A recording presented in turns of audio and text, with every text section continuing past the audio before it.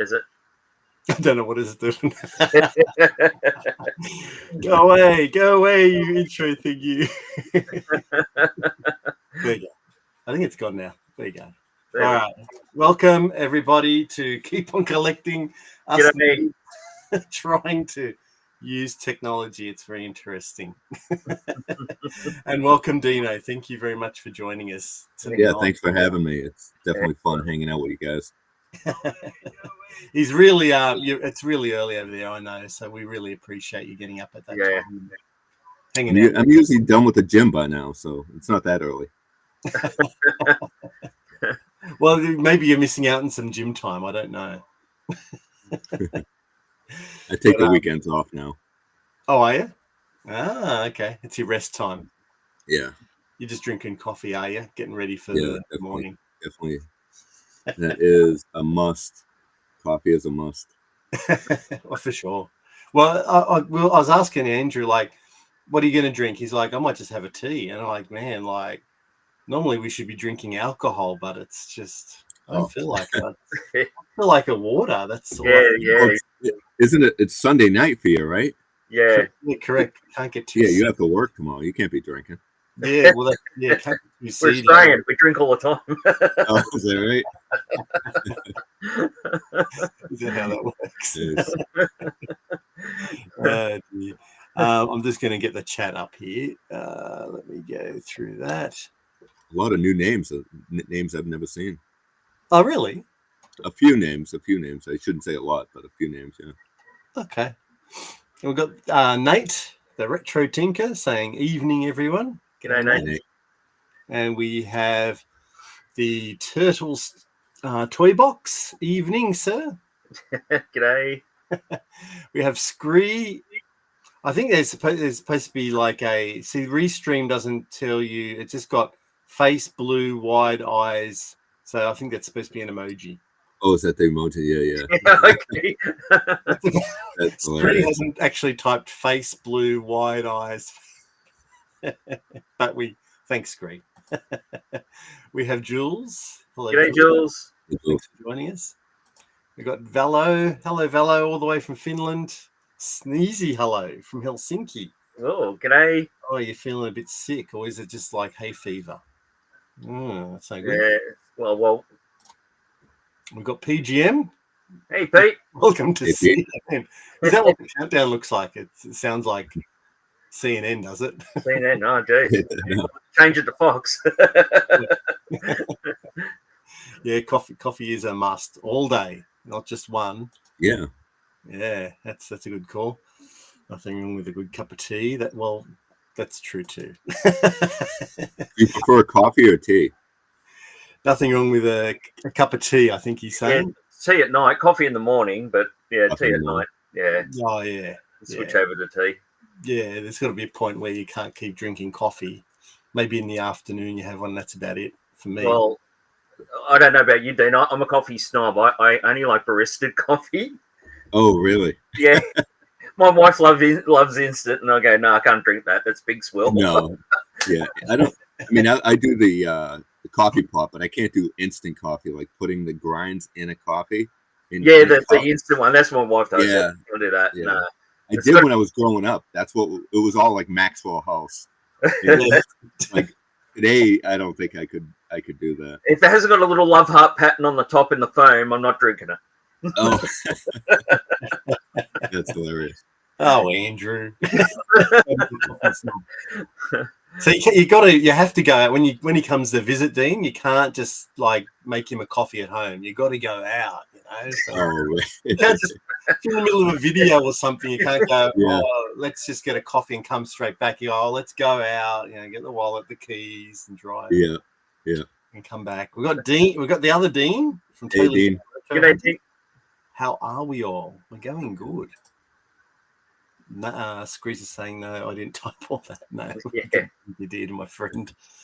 Just a bunch of other people, just everyone else saying hello to each other. And Turtle is just going, there's no point in the day I won't drink a coffee. Really? Yeah, I drank. It was 3:30 last night, and I was finishing up the cup of coffee. Oh gosh, no And wonder then you Hey, sleep. how did you even sleep for those 3 hours? Hey, Shane. Thank you. Nice. So, do you ever do that? Like, if you're working on a video, or I say working on a video, to me, it's playing with my toys. Yeah. Is do you ever stay up till like 3:30 in the morning doing it because you're just having so much like fun, No. or is it like, all right, 9 o'clock, I gotta go to bed or whatever? Yeah, well, it's usually about midnight. We both head off, isn't it, Matt? Yeah.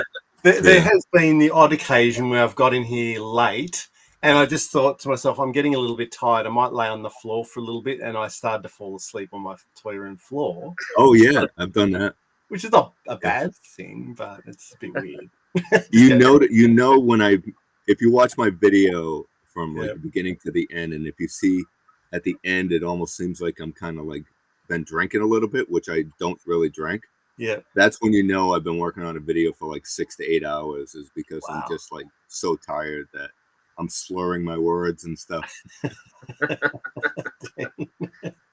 Are you like, I'm usually editing a video like until late. That's about, there's probably too much editing on my plate, so I don't get into the toy room as much as I'd probably like to, not as much as yourself. Because when we were watching your videos the other night, it's just like he's spending a lot of time. Like that's a lot of time in your toy room to do what you're doing with your dioramas.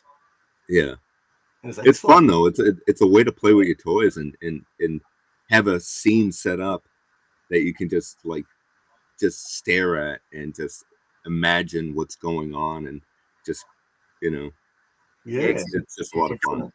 You're doing very well with those dioramas though. I mean, I'm a bit jealous because most of mine's still in the boxes, and I'm going, I've got to get these things out, And I have a lot of that too, but I did it. Like, look at the back of your shelf. You have like all figures set up, and you can see that's a diorama right there. To tell the truth, I rearranged that today for the video. Did you really? As soon as when the video's over, you're gonna put it on the block. And the and the X-wing, so with cable ties. Yeah, and that's cool. Which is a bit crude because I didn't have anything else that I could grab at the time, and because I got the sand crawler at the last toy hunt. And did you? Yeah, so but it's missing 2 or 3 pieces, like the elevator and the remote. Yeah, the remote. The funny thing is like, g'day, Phil. Yeah, there you go. Yours is complete though, isn't it? Yeah, pretty much. I mean, I have the elevator. The only thing I don't have is the remote. Is that the original elevator?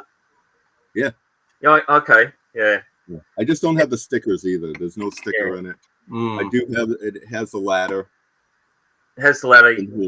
Actually, I have the ladder set up in my display, I think. Okay. Yeah, because I mean, there's a guy in Australia here that 3D prints the parts. Yeah. And he does a real good. Looks like it's a really good job. I mean, so I thought I'll just get the elevator as a 3D, just for a display, and because they want like $200 for the original elevator by itself. Yeah, really. Yeah, it was just great. You know how much I paid for that? Pardon? You know how much I paid for that? $40. Oh, really? Yeah, and this was when these were still expensive, but I just happened to go into an antique shop, and the guy sells toys. There's no reason why he shouldn't have known that it was valuable. Yeah. Was that before eBay? No. Wow. This was probably, I'll say maybe 12 years ago. Wow. I've had it, so I mean, that was still valuable then. Yeah, it's still back then. Yeah, $40. Wow. Yeah, and that was with $40 with a couple of other items too. But I got $40. I got the remote control sand crawler without the remote. I got a sealed model of, I think it was Planet of the Apes. Yeah. I don't have that anymore. And another like Stretch Armstrong type of creature, but it was a Frankenstein. Yeah. Okay. Yeah. All for $40. I was like, that's a steal. Yeah. It's incredible. I mean, because we watch your videos and you go into these collector stores that we can only dream of. And really? Yeah, we've got one out at Penrith Way that a friend of ours has that basically I mean, you seem to go like, you turn the corner, there's a collector's store. Yes, it seems like it, right? There's even more, but like in the next state, not that far from me, because I'm like right on the border. Yeah, there's even more, but I just don't travel there. Okay. Yeah. Wow. Yeah, because like even the one where you got the sail barge, and That was up there. That was amazing, to see one in the Who would front have thought a year later? Who Who would have thought a year later, after I did my first a video showing that a store had it? Who would have thought like a year later or a year and a half later I would have owned it? I wouldn't have guessed it. Yeah, I mean, love it. Right? the Where is last it? It's somewhere. Oh, it's right there. Yeah, can see it. I just grab it. Yeah. So, Yeah, it's an amazing piece. Definitely the best HasLab ever made. Yeah, well, it was the first one, wasn't it? The first. Yeah, and I remember it being announced. So I know Hasbro they don't really do a great job on announcing their HasLabs and stuff like that to people that don't like watch YouTube or follow Instagram. Like the average person would not have any idea what a HasLab is.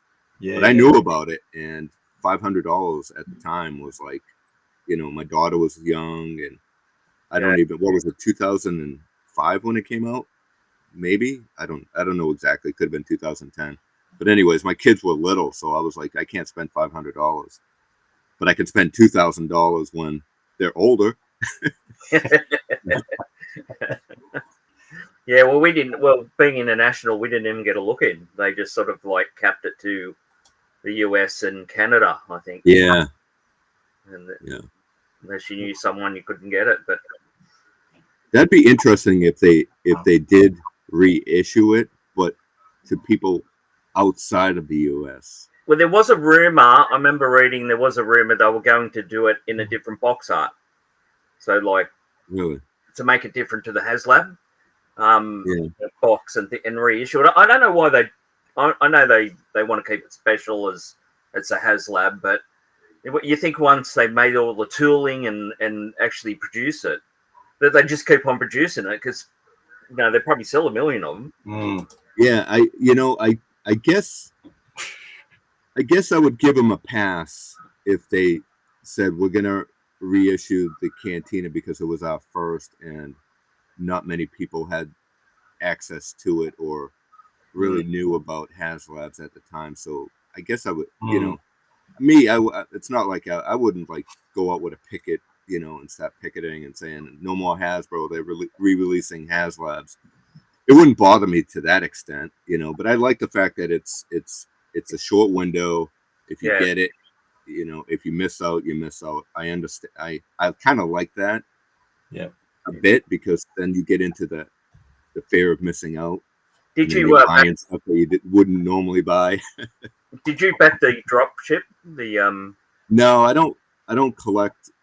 I don't collect prequel ships and stuff like that. I do get some of the figures, but I try to stick with original trilogy. Oh, with original trilogy. Okay, yeah, fair enough. Yeah, but I don't know if I would get, like, everyone's wanting a Sandcrawler. Like, if they were to make a Sandcrawler to scale, I don't know if I would get it, because I mean, honestly, you've seen the movie. Yeah. What really goes on in the Sandcrawler besides just a couple of droids in there, right? It's basically just a background. I mean, we have Sandcrawlers already. I mean, they're not as massive, but do I want it that massive? Yeah, it'd be huge. I mean, if you look on eBay, type in Sandcrawlers, there's there's one listing from India where they've actually 3D print, allegedly. I mean, it could be a AI generated photo, but true. Of a large scale Sandcrawler, and they want like $2,000 for it. That's probably what it would cost anyways from Hasbro. But the size of it compared to the fellow, it's huge. It's just massive. It probably is the Sandcrawler bigger than the Millennium Falcon? Pardon? Is the Sandcrawler bigger than the Millennium Falcon? That's There's never been a scene where you've seen them together compared. Well, you'd have to tip it on its side, wouldn't you, to get the comparison? Yeah, because I have a Millennium Falcon, and it's, but I guess it's not to scale the Millennium Falcon. You know, the galaxies. Yes, whatever, yes, that's right. you know. Yeah, I don't think that's really to scale. Oh, right there. Yeah, no, it's still not scale. It'd be there's your mini one. Yeah, so, but I wouldn't want that bigger because I could barely fit it there. I know. When I open my door, it's like just barely making it by. It's, you know. Yeah. I mean, I've got parked in another room at the moment, which my wife's going to drive her crazy because I'm going to get her all. Yeah. You gotta keep your toys in your toy room. Don't bring it outside. And I just sort of, because I've been rearranging, and you know, and I went, well, I need a bit of room to walk around while I do this. But I have to get it out, or it looks terrible. I mean, you walk into the house, and this Matt came down. Yeah. And he goes, "Oh my god!" Yeah. So when it creeps out, that's when it gets in trouble. There, that's for sure. Yeah. When I go through my space in here and I try to lean it out, get rid of stuff that I'm not really interested in anymore. You got to make room for something else. So I might like sell stuff or gift it to my nephew, have him come over and pick out whatever he wants. And that's in the other room right now. And it's like all laid on a couch, boxes of stuff. And it can't stay there that long, or my wife's gonna like break my neck. Yeah. Yeah, it gets. I mean, because you're quite your collecting's like a lot like Matt and mine myself, where you collect sort of like a sample of everything. You know, you've got, you know, and I think that's when it does take up a lot more space.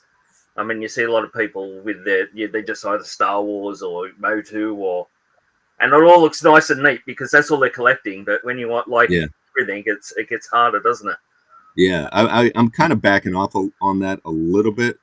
Like I was collecting, like watching a lot of our friends that do YouTube or just in the community alone, even if they're not doing YouTube, they're just posting photos and they're showing items that you never even knew about or collected. And now you find yourself buying those things and you're like, yep, I like this, but I mean, it's cool, but is it really part of my collection? So I'm kind of steering away from that because I just don't have the space to collect things that I'm really not that interested in. You know what I mean? And Deano. Yeah. I mean, when you put those popcorn buckets, that's what I know. A lot of them are up in the attic because I like collecting them, but I just don't have the space. Yeah. They were like lined up all on behind me on the floor, like a lot of them. Yeah. Because they are so unique. I mean, we don't get them here in Australia like that because, I mean, like, what was it like? Some of those ones are like $50-$60 US. Yeah, you're looking at that. To us, that'd be $100, and I don't think they'd ever shift them at the cinemas. They just wouldn't sell them. Yeah, a lot of these they're even starting to go on clearance at like some of the places like Regal Cinema. They have buy one get one free. And that one is on clearance for $15. So you're paying $15 and you're getting two items that were basically $50 to $60 a piece. So instead of spending $110, you're only paying $15 now for those items. You know, it's crazy. I must admit, I did like that Fantastic Four car. Did you? Yeah, because and you had them with the figures, and it looked spot on. It looked. Well, I think Vern did that video with the figures in the car. You didn't have the figures? I didn't buy the car. Oh, I thought it must have been Vern, Andrew, like at Oakhurst Studios. I think we must have shown. I thought you showed the car at the one. He beat me to the punch. Oh, yeah. I was actually going to do it, but I'm kind of glad because I didn't own the figures. Oh, okay. Yeah, his video did really well. He actually, I think that he made enough YouTube revenue to pay for the car, and the car was like $50. So yeah, it looked spot on, that one. It was as popcorn. Yeah. Can I just catch up with I'm just going to catch up with the comments for a bit. I see Pete back to Cantina. I wonder if Pete, because Pete's in where's Pete? New Zealand. New Zealand, yeah, PGM. Yeah. Did he get it yet? I I know know. he said he backed the Cantina, but did he receive it? Ah, well, just let us know in the comments, Pete. And we'll get down to your comment and see if you've backed it and you've got it. So yeah, Nate was saying basically, yeah, America has a supply of classic cars and toys, makes him envious. Yes. Yeah. All of us are envious of America's stuff. Turtles Toy Box says need to travel to Melbourne, to find any toy stores. They have a lot more down there. So we're in Sydney, as you know, Deano, but yeah, Melbourne, probably an hour's flight south, and they've got a lot more down there. So if you ever head over this way, I think we'll have to take you down to Melbourne. Oh, that would be crazy. Cool. Yeah, Melbourne's pretty good. Yeah. I think we'd have to take anyone to Melbourne. We'll meet you in Melbourne. I thought a HasLab was a breed of dog. Yeah. They did Oz dirty with HasLab Unicron. Yeah. Oh, great. What does that mean? Did you guys not get the Unicron? No, I don't get into Transformers. Matt's got a few G1s, but I never got into Transformers myself. Yeah, I never did either. I have 2 Transformers in my collection, and one is Megatron, and that was a GameStop exclusive, and it's based on the 3D ride from Universal Studios. Okay. And then I have the Dracula one that came out, Universal Monster Dracula. Those are my childhood ones. So the ones that we had as kids I've got, but I haven't really built on that. So they're just G1 figs. And I think every now and then, like I was after a Gold Bug, which was I think a Bumblebee, but more a G2, I think. Anyway, I got that recently. That's as far as I've gone with Transformers. I mean, they're going down a rabbit hole. That's going down a black hole, isn't it? With the Transformers, they just never ends. I'm not a car person or more of a. I mean, I do like Lost in Space Robot and this guy here, and Robbie, Robbie the robot. Yeah, it's a little early to remember everyone's name, but as far as like collecting robots and stuff like that when I was a kid, no, I don't believe I did. No, it's just the cool ones from the TV shows, like Lost, as you said, Lost in Space. Yeah, Fantastic Planet was Robbie. Well, Robbie was also in a lot of other. Oh things. yeah. With Leslie Nielsen, the one, Yeah, he was very popular in the 50s, 60s. Who back is that the LAAT? Is that what? That's the drop gunship. Yeah, gunship. Yeah. Did you back that, Deano, or no?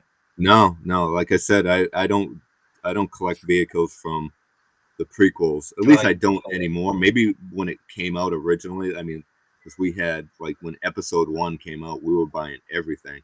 It was like standing at midnight release at Toys R Us. That was great, wasn't it? That was old days. That was awesome. We had it down here as well. Did you? Nice. Yeah. I mean, they had it at Toys R Us when we had Toys R Us here. Toys R Us in Australia is gone now, and Kmart, because we still have Kmart here. Do you really? Yeah. But that was my childhood growing up. Kmart, basically. Yes, in the 70s. We had got Kmart in the early 70s in Australia. Yeah. I mean, yeah. So Pete did back the Cantina by looks of it, not the LAAT. Yeah. Oh. Yeah, that's why I was asking if Pete received the You've seen that. Okay. We'll have to try. No, so he's got it here. No, I haven't got it yet. A couple more months. Man, that's sorry. I just got my second one in the mail. Wow. Jeez. You didn't get either. You didn't get either, Andrew, did you? Yeah, I was summoning armor, and then I sort of like lost the window. Okay. Because there's like we have a collector store that called Zing, and like a pop culture store, and they're the ones that get it in. Yeah. And I missed the window, but I think I'll probably find it in the second, secondary market. So how did you miss the window? Did you miss the window by choice, or did you miss the window? Like just summoning armor, going, should I not, and then procrastinating too long. and then you talk to other people and get excited about it, and then you go off to back it, and then it's gone. Oh, okay, I get it. Yeah. See, You know? me, if I have any slight interest in something like that, I just do it because you can always sell it if you change your mind. And that was an example for the Razor Crest. I backed the Razor Crest, and after I got it, I was like, this is cool, but it's really not in my wheelhouse. I don't have the space, and do I really care about the Razor Crest? I mean, it's not, to me, my childhood is the original trilogy. Yeah. So that's where it, all this like comes from, basically, is your childhood. So seeing new vehicles, and don't get me wrong, if you collect it, then that's great also. But I just don't have the space, so I have to. Yeah, I got the Razor Crest, and I got the Ghost, and that Ghost, very, very, very, you need a back brace just to lift it. That thing it's even bigger than the Falcon, right? Oh yeah, it's huge, and it must weigh about 25 kilos. It's just incredible. The Cantina weighed 33 pounds, so I don't. 33. What's that? Oh gosh. I don't know the conversion. We used to have pounds, but it's like 75. Would that be right? 75? No, it would be 75 kilos. Not quite that much. Somebody could look it up. I think it's too early for me to look it up. It's too late, maybe, for us. Yeah.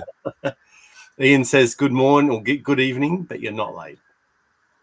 You're all good. And then Nate says that he's guilty of collecting anything he thinks is cool. There's the problem, and I mean, even like there's a bit of a segue there.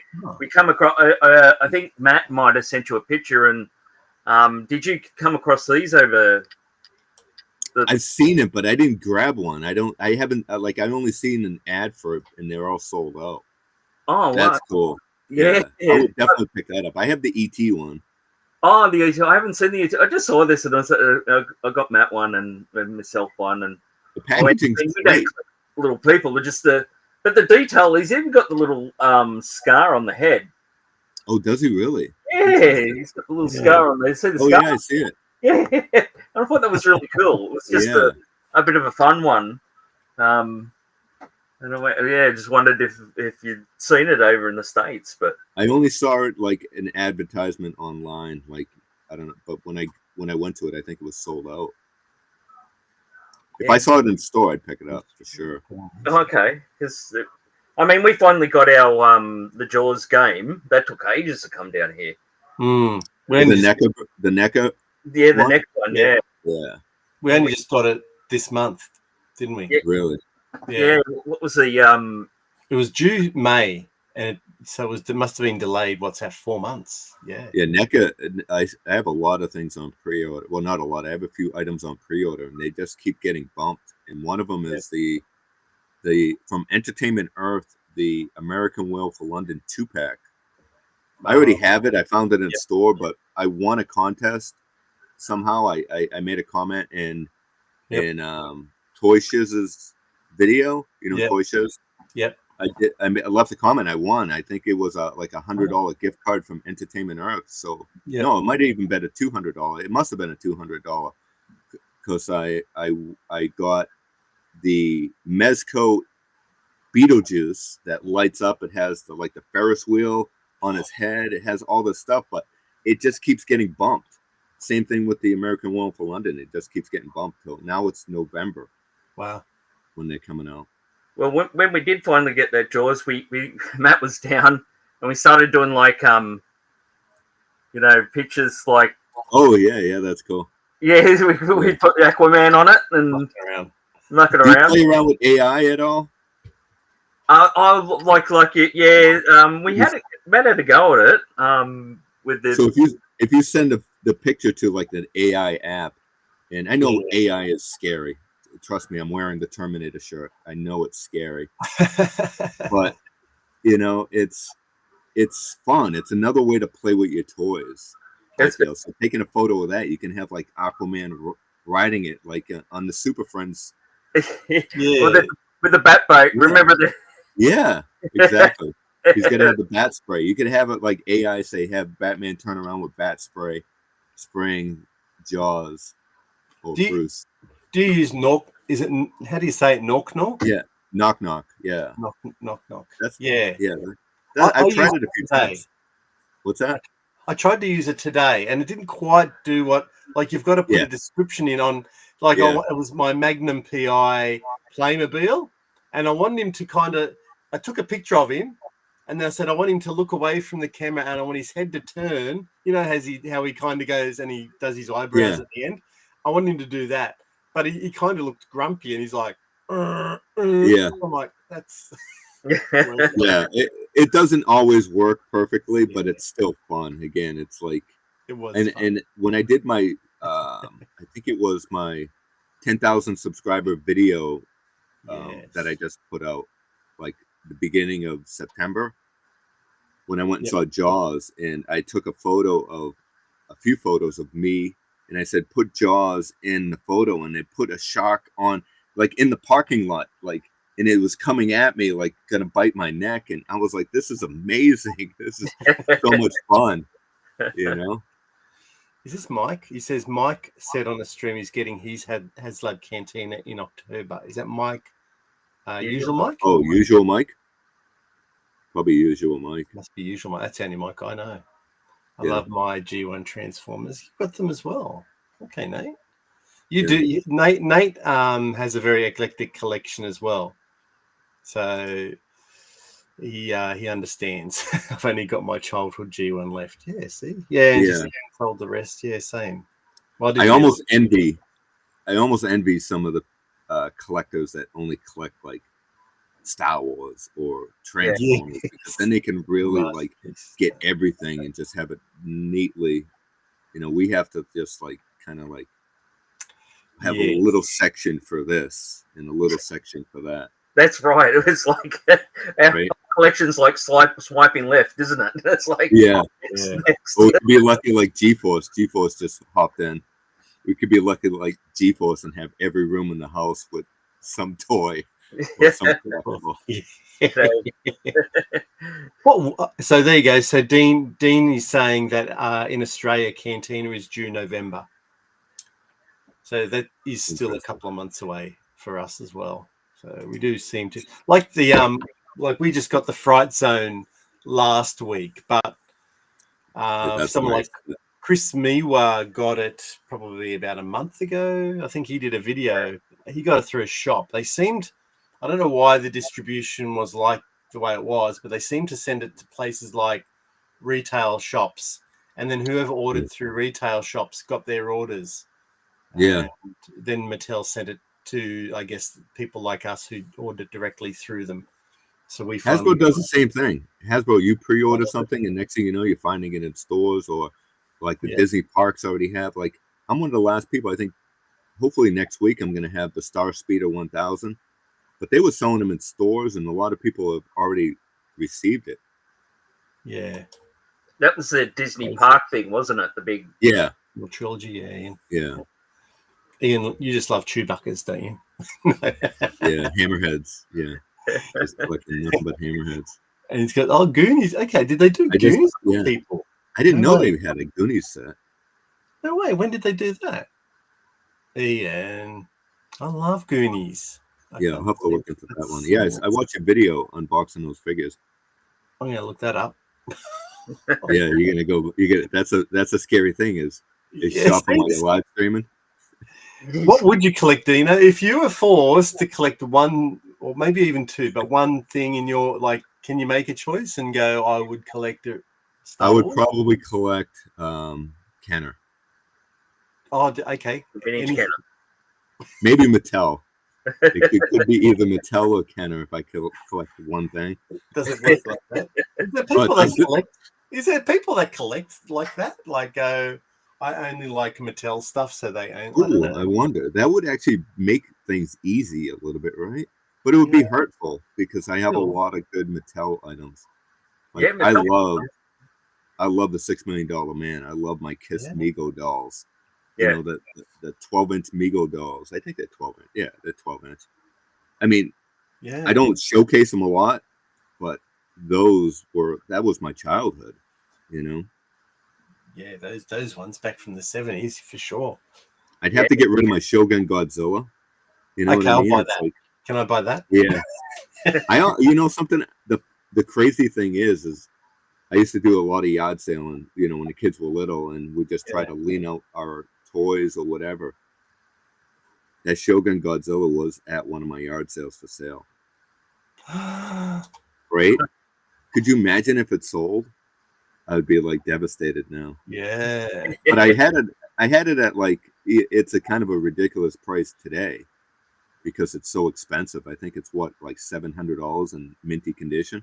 Yeah. $500 to $700 or some crazy price. But I had it at my yard sale for like $100.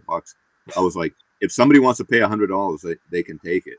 But Wow. yeah, That's incredible. What's GeForce? If I order from Hasbro Pulse, I'm generally the last one. yeah. You don't live in Australia, though. You can't be the last. We're the last. Yeah. Really? Oh, dear.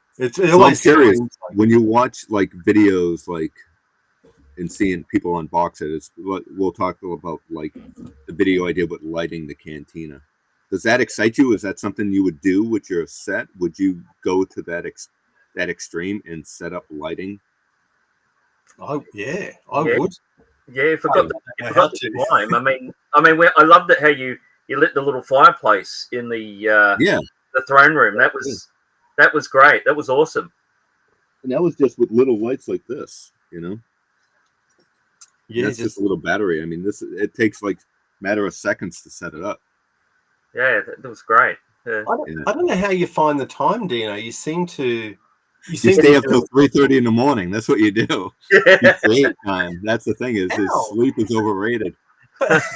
It is, but like your body starts at a certain point. My body starts to go. I can't function anymore. That's usually about 12, 1 o'clock, and I can't function and do anything. But my mind wants to keep going. Yeah, I had no choice. I just had. But the thing is you look at the time and it's like, wow, it's 2:30 already, and that's when I start editing, and then I'm like, okay, because I wanted to upload to YouTube, and so when I wake up in the morning, it's set to put out for Sunday, is what my goal. I try to at least put out one video a week, at least one video. I know. Yeah. I don't know how you do it. It just. Because not only are you going on toy hunts, you're going off. Your second job is getting popcorn buckets from movie theaters. That's only when a good movie comes out that week or something like that, you know. And then you're doing your own editing and recording. I just don't know how you do it. Like it's incredible. The key is for editing and stuff is do it on your phone, because I can do it anywhere. If you have to do it on your PC, then you have to find time at home. And you do. You know, you have America's Got Talent. You have all these fun shows after work. You get a wife. You get a wife. You get things going on. You have ducks at home you have to tend to. Yeah. You know, so you have to find. I think doing it on my phone saves a lot of time for me, for sure. I know Luke does it on his phone as well. So maybe, God, Andrew, I'm never going to sleep. Yeah.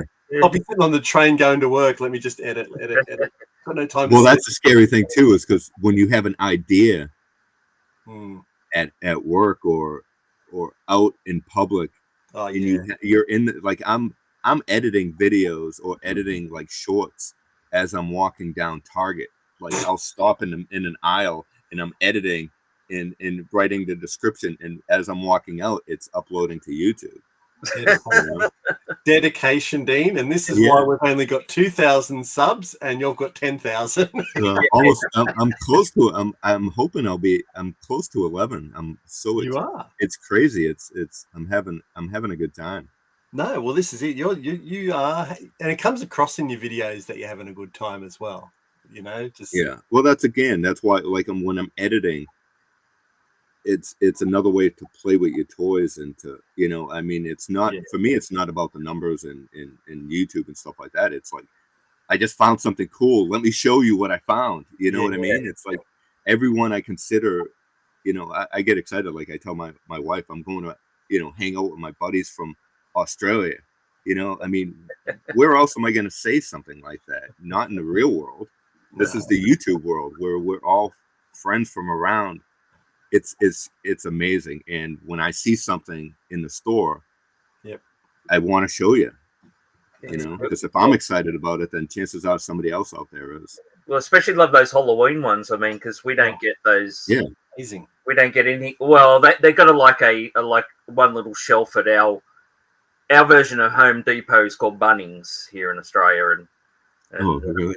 Yeah, it's bunnies, like a rabbit. But Bunnings, yeah. Oh, Bunnings, yeah. Bunnings, not bunnies, yeah. But it's the same thing. It's all hardware and all that sort of stuff. So you don't get things like this 3.5 foot gremlin. Oh no, because Halloween was never big in Australia. It was always solely an American thing. But actually, do people still? I mean, we only used to see it from the films, you know, like other than Halloween. But you know, do like in your area? Do they still do the night where they go around and knock on the doors and? Yeah, trick or treating is they do. Typically, it's the night before Halloween for some reason. I think towns change it. They don't want everybody doing it on the same night for some reason. But ours is like instead of October 31st, it's October 30th. Okay. Oh, okay. I thought everyone just went out in the one day. I never heard of that. Yeah. Crazy. And some places do it on a Saturday before or after Halloween. Wow. And I like the Saturday thing. I think it's, you know, but again, I'm thinking to myself as an adult where I got to be home at a certain time. When you're a kid, you're home after school, and it doesn't matter what night it is, you know. So why wait till Saturday? But and candy's good all the time, so that's yeah. I don't care. You do it twice, they'd love it. But the cost of those animatronic Halloween things were just incredible. The prices on them, so you'd have to like camp out overnight, so no one would steal them, wouldn't you? Yeah. I don't. When I do any type of animatronic outside, I always bring it in. Bring it in, okay. Well, I don't leave it out during the day. I'll put it out when I get home from work. Yeah, I'd put it out, and then, or if what I would do, there was one year where I really decorated. I had an animatronic Leatherface, an animatronic Jason, and I can't remember who the other but I had 3 life-size animatronics. I took the day off from work, and I decorated the whole yard that day, and put out all the animatronics. And then at like 9:30, when Halloween trick-or-treating was over, I was bringing all that stuff back in the house. Okay. Wow. And yeah, it's a lot of work, but I absolutely love Halloween, and I wish I lived in an area where we got a lot of trick-or-treaters, because I think at that time we got maybe 10 trick-or-treaters or something. Okay. You know, we don't get many trick-or-treaters. Now we get like nobody. Oh, really? Really? Yeah. At least in my street, because I live in a cul-de-sac where there's only like 10 houses on my street. Yeah. So when people trick-or-treat, they go to like big like areas, communities where they can park their car and walk to about 100 houses. And that's where a lot of people trick-or-treat. What state do you live in the States? What? I don't give that information. Oh, you don't give that? Oh, sorry. That's all right. I live in New Hampshire. He tells us in his videos. I do. You're cute. Yeah. I live in New Hampshire. I was born in Massachusetts. That's probably where you hear some of the accent, but no, we can't tell. We can't. Well, I can't tell the difference between American accents. Yeah. Like I guess Brooklyn, unless it's a strong Southern one, sort of thing, you know, or maybe a Brooklyn one, like Brooklyn, the way they, I think, New York, New York, yeah. Okay, I'll get to Valo's question. He says, "Has anyone ever counted the number of different toy lines that they own?" I think I may have toys from 40 different toy lines. Oh, many single toys from the line. I bought last week from a guy or collector who has 700 plus toy lines. Wow, that's incredible. I've never counted. At a guess, I could probably have about 40 or 50 as well, I suppose. Oh yeah, it'd be easy over that. Yeah. Deano, you'd have more, I think. I don't. Yeah, I guess Yeah. That's an interesting question. Do you have anything like Sesame Street or any like kid toys like that? No, what? No. Well, the only thing I bought this the other day. I know this is dumb, but I bought this. Yeah. Well, that's what I was talking about. That's Sesame. That's the Sesame Fisher Street. Price. Yeah, the Fisher Price Sesame Street. Yeah, I believe that's the original this one. is from the 70s one. The 70s. Yeah, Yeah. it's made of wood or something, isn't it, Matt? It's thick. Yeah, it's made of wood, and this is the other half of it. So I think that joins up together like back to back. The one on the right was the one on the right repainted. No, on my right. The roof looks a different color. It's totally different. The roof is different. Yeah, but they are different roofs. Look. Yeah. Yeah, you can see it because the one that you're holding on your right is plastic. Yeah, this one is plastic. Yeah. And this one's wood. Might be older. Yeah. That one must be older then. This is 70s, I think. I think it's this. Both the. Oh yeah, I see what you mean. Yeah, because if you turn around, if they replaced it, you can see that this is plastic here. Yeah, they put a roof. They fixed it. They must have broken it. I didn't pick that up, Dean. Oh, sorry. The reason why is because I have that, and I'm like, that looks different than the one I have. Well, mine's a custom. Yeah, it's worth so much more money now. They go good with 3 3/4 figures, right? Like, as a bit of a diorama thing, you know. Yeah. I think. Back in the 70s, they probably would have made an appearance on an episode. Yeah, that's my only Sesame Street thing, and that's actually inspired because Nate, the retro tinker there, he buys some odd things like houses, and I just look at them and go, "Where do you get that?" And he's like, "I've bought this at the local op shop," and I just go, "What is that from?" And you go, "It's from, I think maybe like it was Schleich or something." But it was wonderful. I can't remember. Yeah. Maybe chuck it in there, Nate, what it was. I can't remember what it was. It was a house. And it was just great for 3 3/4 figures like G.I. Joe. Yeah, it's great for customizing too. Give it a little paint job and you can make it a haunted house for Halloween. There you go. Yeah. Put your Remco Universal Monsters in there. Yeah. Transformers, TMNT, and Dragon Ball. Okay, but I build and collect Australian transport models. Okay, just 3 toy lines. So these are the type of people I admire because they can just stay with 3 toy lines or 3 things. Yeah. And they can control it, I feel, a lot better than I say that, but maybe they can't.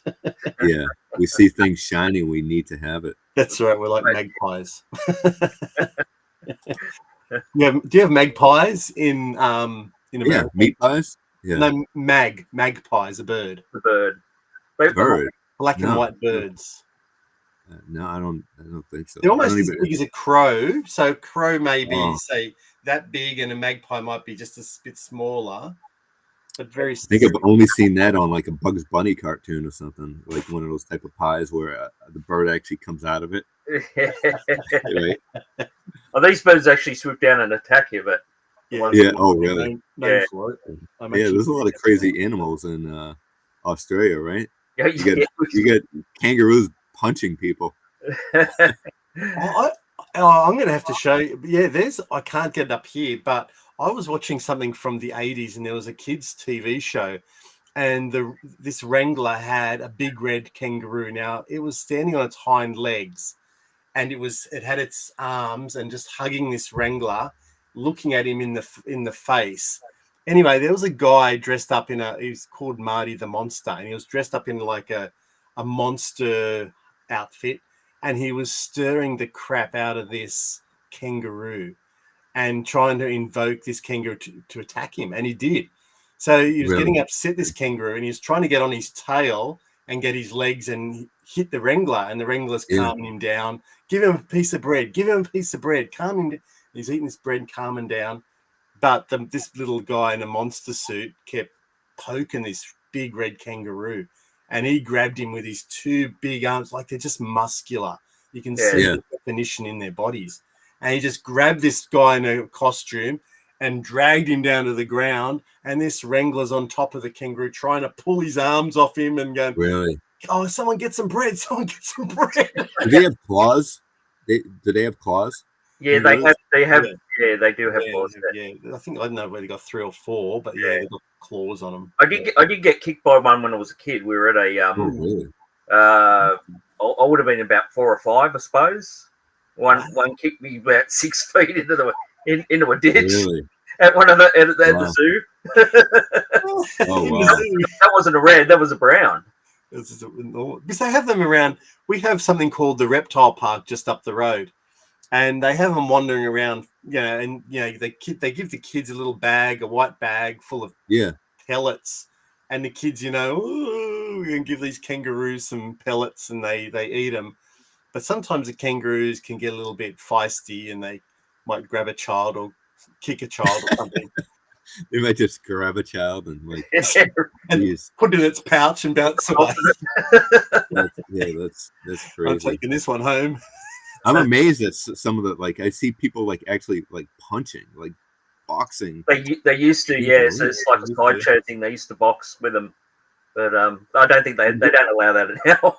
What other animal fights with its fists? I don't know, but you could see this big red kangaroo. Every now and then he was trying to hit the wrangler, and so I'm going, this is where they get this boxing thing from, because every now and then it would lash out like this, right? Yeah, it wasn't trained to do that, but it was just it must be an instinct thing. But then again, you've got bears where they just swipe you once and your head's gone. Oh yeah. They get gnaw on your skull.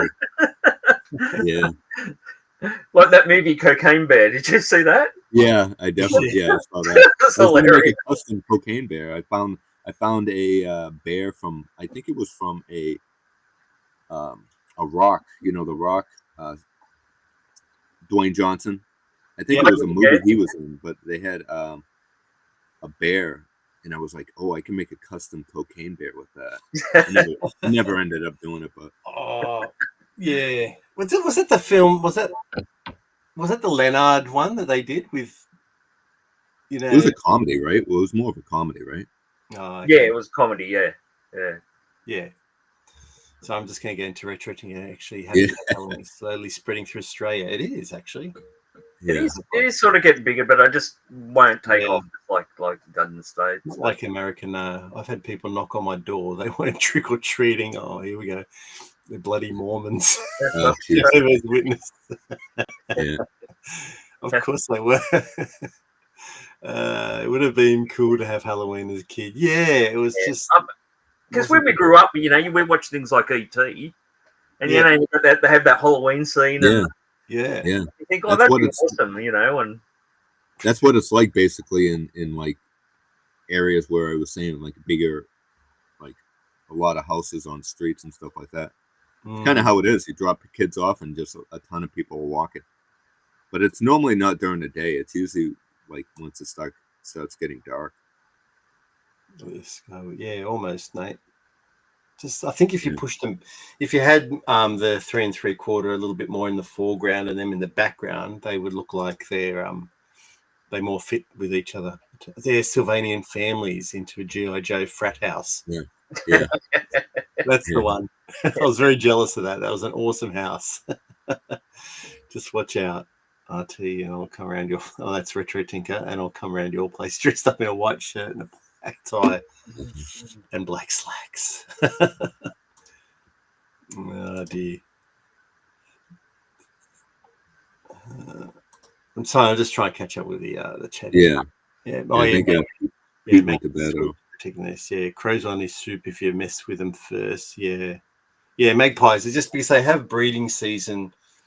It must be around from August through to it's still going. I don't know whenever the babies have the babies and they protect the nest, and they just come right down, and they're known to hit you on the head. And really, and they got these long sharp beaks, so they're probably as long as my finger. They sort of come down. Blood. They do. Yeah. Like when we used to go riding down at the entrance, and there was this one known when we rode past, you would just be riding wait, and then you'd see it, and then you'd hear it, and you'd be just Really? trying to get down. It's almost like Australia, like man wasn't meant to live in Australia or something. It's like all the animals are like. Well, it was funny. It was like the last live stream we did, Dean. I had to run off because my wife was screaming because we have this spider called the huntsman. Yeah. And he was about. I should have took a photo. I was too busy trying to get back to the live stream. Yeah. And it was about the same size of my hand. Good heavens. And it was on the wall, and because as soon as they won't hurt you. Like if you really got them and pushed it down, they'd bite you. I'd give you a good bite. Mm. But they go so fast. They run like 100 miles an hour. Where was that? Was it in the house? It was in the house, yeah. So my wife's screaming sort of thing, and get it. And Wow. I went. I usually don't like killing the big ones. I put them outside, and but it just took off at 100 miles an hour and went round the wall. And then I had to spray it, and then it dropped down, and I went under the lounge chair, and I got the torch, and when I looked up, it was climbing up into the lounge like it reminded me of the face hugger from Aliens, going up. Oh man. And I go, oh no, it's gone up in the lounge. I'll never get it now. I wouldn't be able to go to sleep if I knew that was. That's what my wife said. She goes, until I see it dead. Yeah, there's no way I'm shutting my eyes. And they, for some reason, love cars, Deano. And I remember we went off to a Collecticon once, and we stopped at McDonald's to get some breakfast. So we pulled off into this car park and pulled down. And next, there's this bloody huntsman crawling out like right in front of us in the windscreen, like up the top of the roof. You've never seen two grown men move so fast. Come back in the car. No, you kill it. No, you kill it. I'm not. That's crazy. Bloody hell! Yeah, they're not a pretty spider. Yeah, we get just little babies, little tiny spiders, but I prefer not to kill them because they're eating like insects that you don't want in your house, like ants and stuff like that. Or flies or whatever. You know what I mean? Not that what I'm saying. I have a ton of flies in my house. It's not the Amityville horror here. But it's Bobby Hicks. Welcome, Bobby Hicks. Thank you for joining us. Bobby Hicks. Bobby Hicks is the one, Andrew, that I was trying to tell you about, who does the photography on Instagram. Okay. And does the Bobba Joe show with Johnny. With Johnny Saracen. Yeah, the one that they put out sorry. Just go off on a tangent there. Well, like I said, there's a few names that I've never seen before, and that's it's the community is. See, that's the thing is like, I don't want to get too much into the YouTube or the toy community thing, but are there different like communities? I don't feel it is, even though I don't necessarily know everybody in the chat. I still feel they're within my community. It's like having friends. I mean, you have friends that have other friends that you might not have met, but they're still like part of your. I don't know. Like you mean these people in the chat, like I guess, a lot of them we haven't met. They just pop in and they watch our live streams and our vids. But if we ever the good thing is sometimes some of the people like they contact us, or they might contact say Dean or Scott. And like Phil, he's coming from Japan, and they'll reach out and go, I'm coming to Australia, and how about we catch up? So you're like, when? And so you make that time, make it happen. And if like Nate lives probably about 4 hours north, I think, of me, so I try and talk him into meeting. There's a Collecticon probably about an hour's north of me, probably about 2 or 3 hours from him. And I try and get him to come to that so we can meet up once or twice a year. So we do try. And if people contact us, or, I'm sure there's other people contacting each other and trying to meet up. So, we try and meet up with people if they reach out. Yeah, if we can.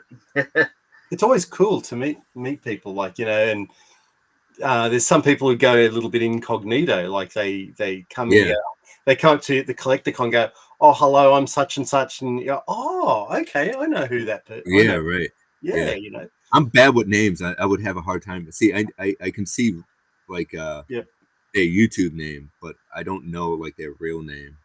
A lot of them, you know. I'm horrible with names. Names and dates I'm really bad with. So. Oh, that's no good. You'd never work in public service then, do you? No.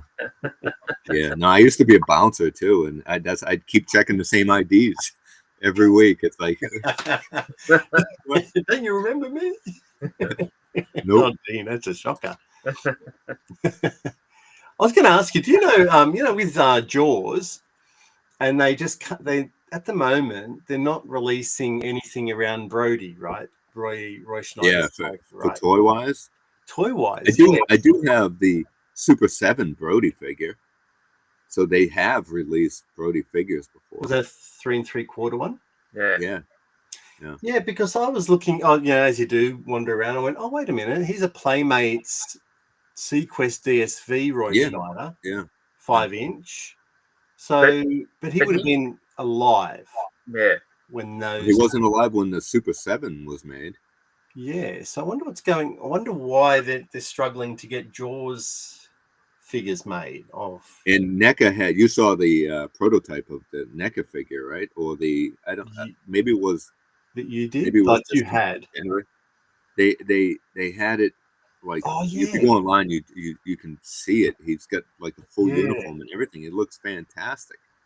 I'm surprised like they didn't get the rights to that one, because even I guess it's the family don't want to release any figures with his likeness. I don't know why. I just don't know, but they must want. Do you reckon it must be a money thing? I honestly couldn't tell you. I don't know. Maybe he just maybe it could be a religious thing as well. I mean, look at Tom Cruise. He doesn't believe in toys, so nothing was ever done for Top Gun, or and things like that. So nothing was ever released. So that's really. That's a shame, because how do you not believe in toys? You know. I mean, at the time, I mean, that would have been when Top Gun came out. That would have been spot on for G.I. Joe. For the Striker, they could have done a Top Gun one, and things like that. They would have, yeah, and on all these other films he's done. So but no merchandising whatsoever.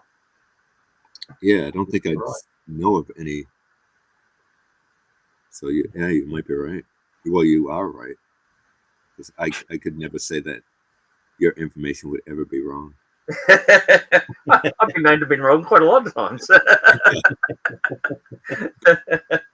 My dad jumped from a moving truck because a big huntsman climbed out of the roof lining. Oh man! It makes the earliest of us turn very weak, like jelly, and jump and do weird things. Stuff. Muzza, Muzza. Good seeing you. G'day. It's been a while, my friend. That's great. Majority of community involvement is in the Transformers world, but I like all toys. Yeah, my grandfather started with cars and trains. My uncle continued with Transformers and Motu, and I kept going. So it's like it's generational. Really, yeah. Grandfather. You ever wonder where you get it from? Where you get the bug from? Yeah. Has anyone else in your family collected, Dean? Like your my uncle. I feel my uncle was definitely a collector. He used to have like an arcade room with pinballs and things like that, and then like he'd have a breezeway between, like, because my grandmother and my uncle, they had houses that were connected with a breezeway. You know what a breezeway is? It's kind of like an entryway, right? We would call it a breezeway. But he had it set up like it was like a 1950s or 60s diner. And he had like booths there. He had like some toys in there and things like that. So that's cool. I feel he was always like somewhat of a collector. So I wonder if I get it from that side, my mother's side. Yeah. Did you, as a child, did you go in there as a younger man and admire it? And do you think that it influenced you a little bit? Oh, and I've always been collecting all my life. So okay. I don't think I ever really. I mean, I guess we paused somewhat, even though I never got rid of everything. So like I said, even when I was in high school, I was going to Toys R Us buying Ninja Turtle figures, Motu figures, and just like things like that. Yeah. We've never really stopped, have we? He's Rick. This is a name I haven't seen pop in. Hey, Rick. Yeah, for a while. Got to be early for Rick. What's the time? Where's Rick? He's in Canada, right? Canada. He's in Canada. I know he's a few. I've called. I think he's probably at least a 2-hour difference. Oh, okay. Wow. Well done. Because I texted him before at like the gym at like 7 o'clock in the morning, and he would basically yell at me saying, "Why are you texting me so early? It's like 5 in the morning here." I'm like, "Ooh, sorry." That'd be like us messaging someone over in Western Australia. They're like, or PGM messaging us. We'd be like, "Hey man, like it's 7 o'clock in the morning. Why are you messaging for?" And he'd be like, "Oh, it's 9 o'clock." Well, don't people put their phones on silent when they go to bed? Oh, it's 5:30 in the morning for Rick. Yeah, normally we do. I think Andrew just throws it away somewhere. What the fuck? Yeah, you very rarely have it on. I might not read a message till like a few days later because I didn't even notice that the message came up. How's your Space 1999 Eagle going there? It's not complete. It's not complete, but I'm happy with it. Like I don't have the giant engines on the back. I just have the smaller engines that were underneath. And I hot glued them to the red base of the engine. Yeah. And I feel that works for me because like I said, when I never owned it as a kid, but my buddy's brother had it, and it was just outside in like the dirt pile. And it was incomplete anyway, so that's how I remember it. How you remember yours? Yeah, so I'm fine with the way it is. Yep, been up the top end playing. Oh, you have, Oh, gee, there's something else that can eat your whole, Deano. A lovely croc. Oh yeah, those saltwater crocs up in the northern end. Yeah. Dean, have you seen the new eel that's coming out? The new what they've redone the play set. Mattel hasn't. Yeah. That was tempting because that cost about as much as a vintage one, and it looks pretty close. Yeah, they just released the box art for it. Yeah, I bet it's retro big time, right? Yeah, but it hasn't got the original characters on the front because I think. Oh, it doesn't come with the figures, right? Yeah, it does. It comes with. Is it 3 figures or 2? 2. Just comes 2. But they're O-ring figures. So interesting. Yeah, so they can bend and do all that, but it looks absolutely awesome. I think I think it's a little bit bigger than the original one. Yeah. I think there's a video on YouTube, and it just sort of I think it's from who is it? Zika Toys, yeah. And another toy. Anyway, they kind of go once over and just show you, it's only a small 2-minute video. So but it just gives you highlights, the size of it, and you go, wow, this is bigger than the other one. Like you wonder why they didn't make like a 30-minute video. Yeah. I mean, it's still they had 2 pre-orders. They had, I think, one that came with I don't know whose signature it was going to be. We don't know. It came with a signature, and we got the next one, which is just the same thing without standard a signature card or something like that it comes with.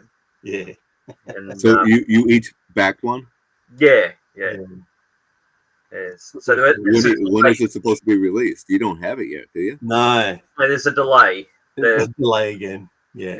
I think it was due. What we thought around September, around now, I think, because September is the anniversary month. So they just celebrated 50 years on the 13th of this month, and I think it was. They kind of it was 75, and I think it was originally released in Australia in July, but I think they just call the 13th of September Breakaway Day because that was the day it broke away from the moon, broke away from the Earth.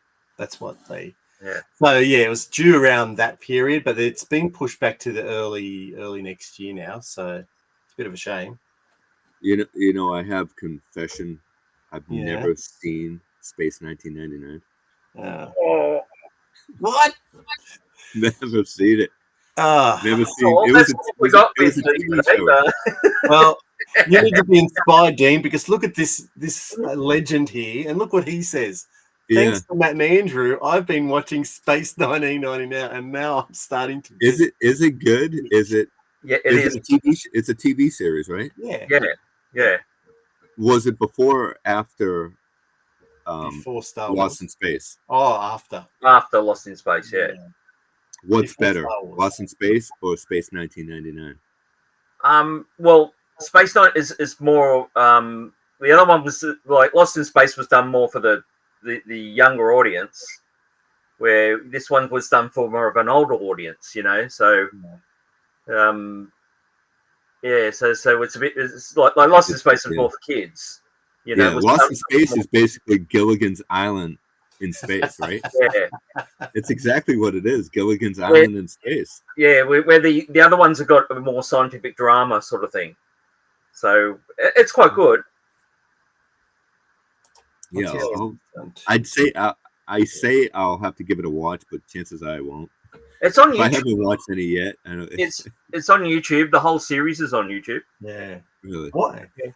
Why is that? You just don't have the time, you reckon?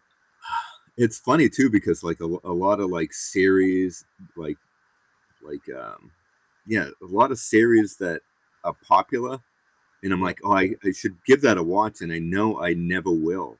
It's fair enough. Just probably the time, and like anytime, especially now that doing this YouTube thing, anytime we have any sit down time, it has to be something you really want to do. If not, you're dedicating your time to do like a video or something, you know? Yeah. Well, what sort of series you grew up with? Was it more Lost in Space, or was it? Yeah, a little bit of Lost in Space, the $6 Million Man, the Incredible Hulk, things like that, you know? What about Land of the Giants? Remember Land of the Giants? I know of it, but I may have seen like the movie back, you know, when I was younger, but I couldn't tell you anything about it.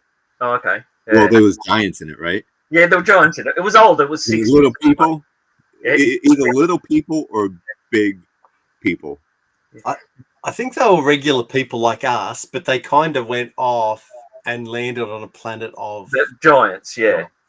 Okay. And it was done by the same people that did Lost in Space. So you can see the ship design, you know, with the light on top, and that very much like the Jupiter 2. Was that a movie or is that a TV series? TV series. Oh, really? Land of the Giants was a TV series. Yeah, three seasons, wasn't it? Yeah. Which Matt gave me the box set for my birthday. Yeah. Oh, really? Yeah. I don't know if you can play it. I think it's region 1. Yeah, I have to get another DVD player, like an all regions one. But does that hold up? Pardon? Does it hold up to today? Do you think it's a good series to like? It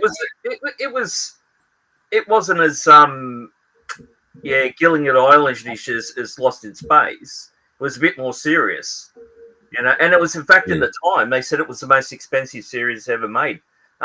$250,000 US an episode, and that was in the 60s. Wow. Yeah. And because they had to make everything large, so everything, because they were like 3 3/4 size in this world. Yeah. Or about that 4 inch or something like that. So were the giants human-like, or were they people? They were human, but in the first season they sort of went. To them, all they could hear was when they talked was because it was so loud. Yeah. And then the second season, they reckon they changed it because of the kids sort of, what are they saying type of thing. So they just talk. They could actually interact with them and talk normally. Yeah. I love it. I mean, I love the ship and things like that. But the Spindrift, yeah. The Spindrift, yeah. Because the DVD, because they get captured by a couple of them got captured by a giant, and they were put in this wooden crate with a mesh over top. And so that's the DVD set. The DVD set has a handle. Oh, really? It's a real box. It's got this mesh cool. over I love it. when they do stuff like that. That was the ship. So that was the ship. Interesting. Yeah. Yeah. So you see, it's got the thing on top, done by the same as the Lost in Space type of. What is that? Is that a model? Yeah, it was a model kit actually. Yeah. A bloke at the show, he made it up just like that. I got it on display in another room, And he In the other room, how many rooms do you have of toys? Dean, if you only knew the truth. Most of us are granted one room with our other halves. Yeah. Andrew's been granted 3 garages and 2 rooms, maybe? Wow. I'll have to do another room tour soon when I clean it up. Now, does your wife collect at all? Yeah, money. Yeah. See, my wife gets anxiety if she comes in here. She does not. It's just too much. She's like, when are you gonna stop? Yeah, like, yeah, that's right. Mine's the same thing though. I think that's a standard book that they give a collector's wife. Turn to page 59. When are you going to stop? Yeah, as soon as they stop making cool stuff, and as soon as I got everything that was cool made. I mean, they keep making such good stuff, don't they? I mean, even at the last, what was the last toy show in the States? And they had that, the Colonial Viper, but with the side. Yeah. I think those are going to be like what, $250 for the vehicles. It's just incredible. I thought, that's something as a kid we would have dreamed of, to have one that you could actually put figures in, and that. What I'd like actually to do, I mean, I've got it. You probably got them too. There's a Buck Rogers Starfighter, and I wish they'd. I don't actually. I don't. You don't? Have it. Oh. Do you have an extra one? You have an extra one. I would love that one. That's cool. That's really good.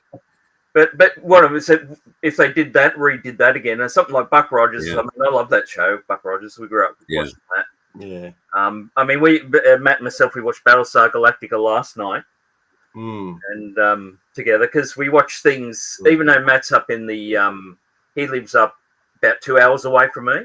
Yeah. We watch it over the PlayStation, so you can play games together. Yeah. Well, we just we can actually watch movies together over it as well. So like, will it play the same exact movie, or do you have to say, okay, press play? Yeah, we do that. We go. Matt counts down. He goes 2, 3, 1, and then he says on that, and then we match it up. Yeah. It works perfectly. We do it with YouTube, so when we watch your videos, we watch them together. Yeah. Oh, cool. Oh, that's interesting. When we watch your diorama builds. Yeah. Yeah. I've only done that once with Ziesel and Adam. Oh, in Canada. Yeah. So they actually watched, I think it was the Swamp Thing Part 2. Yeah. And they were doing a live stream, and I'm like, oh, this is interesting how they're watching it online, So I went to inside of playing it, and they're like, okay, we have commercials now. And they only had like 5 commercials, and I had like 12 commercials for some reason. Yeah. Like, wait a minute, you gotta wait for me. Yeah, YouTube like that. Okay, well, I got an ad, and then Matt stops. Yeah. Finish, and then we link it up again. Yeah. And, but it's a really good way to watch things together when you're far apart. Yeah, it's really good. I remember watching a live stream, and they were watching The Thing. So John Carpenter's The Thing, and he was watching it with 2 girls who'd never seen it. So he wanted their reaction to The Thing. Anyway, I think they got about 10, 15 minutes into it, and the live stream was cut by YouTube because they were showing it on the screen. Yeah. And YouTube, was not happy with that. So. Oh yeah, I've had one live stream where they shut me down. It's like, where did all the chat go? Where did everyone go? Oh. What did you do? And I went to a local shop, and I picked up a vintage GI Joe plastic gun, and I was showing it during the live stream. Yep. And it's green. I'm showing it during the live stream. Here, I'll go grab it. No, they'll probably shut us. I don't know if this. Are you even allowed to say the word gun? Oh, you're right. Yeah, and they shut me down. Oh, I didn't get any copyright, like any flags or anything like. I mean, any strikes or anything like that. But it was interesting. That's incredible. Which is fine. I mean, I guess if during live streams they're real. I guess if you make a video. Yeah, YouTube has time to process it and figure out what anything is you know, if it's bad or anything. But during a live stream, you just never know. You don't want something live when somebody's handling something like that. You know what I mean? Can you answer mother's question about do you have the barge? Yes, he does. Do I have the barge? Still, yeah, the barge. Right. Yeah, it's right there. Oh, wait a sec. Let me make him big, Muzzer, so you can actually see what he's pointing to. There you go. It's right there. There it is. Cool. I've got my hand over it, but no one can see that. Yeah. There you go, Muzzer. And by the way, Muzzer, your earlier question was, September, October. So Muzzer's question was, he's missed a couple of collecticons. We have these like the toy fairs. He's been away, but the next one is October in Campbelltown. I think the last weekend in October. Then Penrith, there's one there as well in November. So they're the final two, Muzzer. By the way, how did you stop your kids playing with your collections? I was lucky. My kids were really good, and even when their friends came over, well, I remember one of my son's friends, like, even told me, he's like, "Hey, such and such went over and touched that toy." You know, they were like, well, looking out for me. Yeah. So yeah, my kids have always been real good, and when they were little, like, I'm like, everything has to be organized, everything has to be in its spot.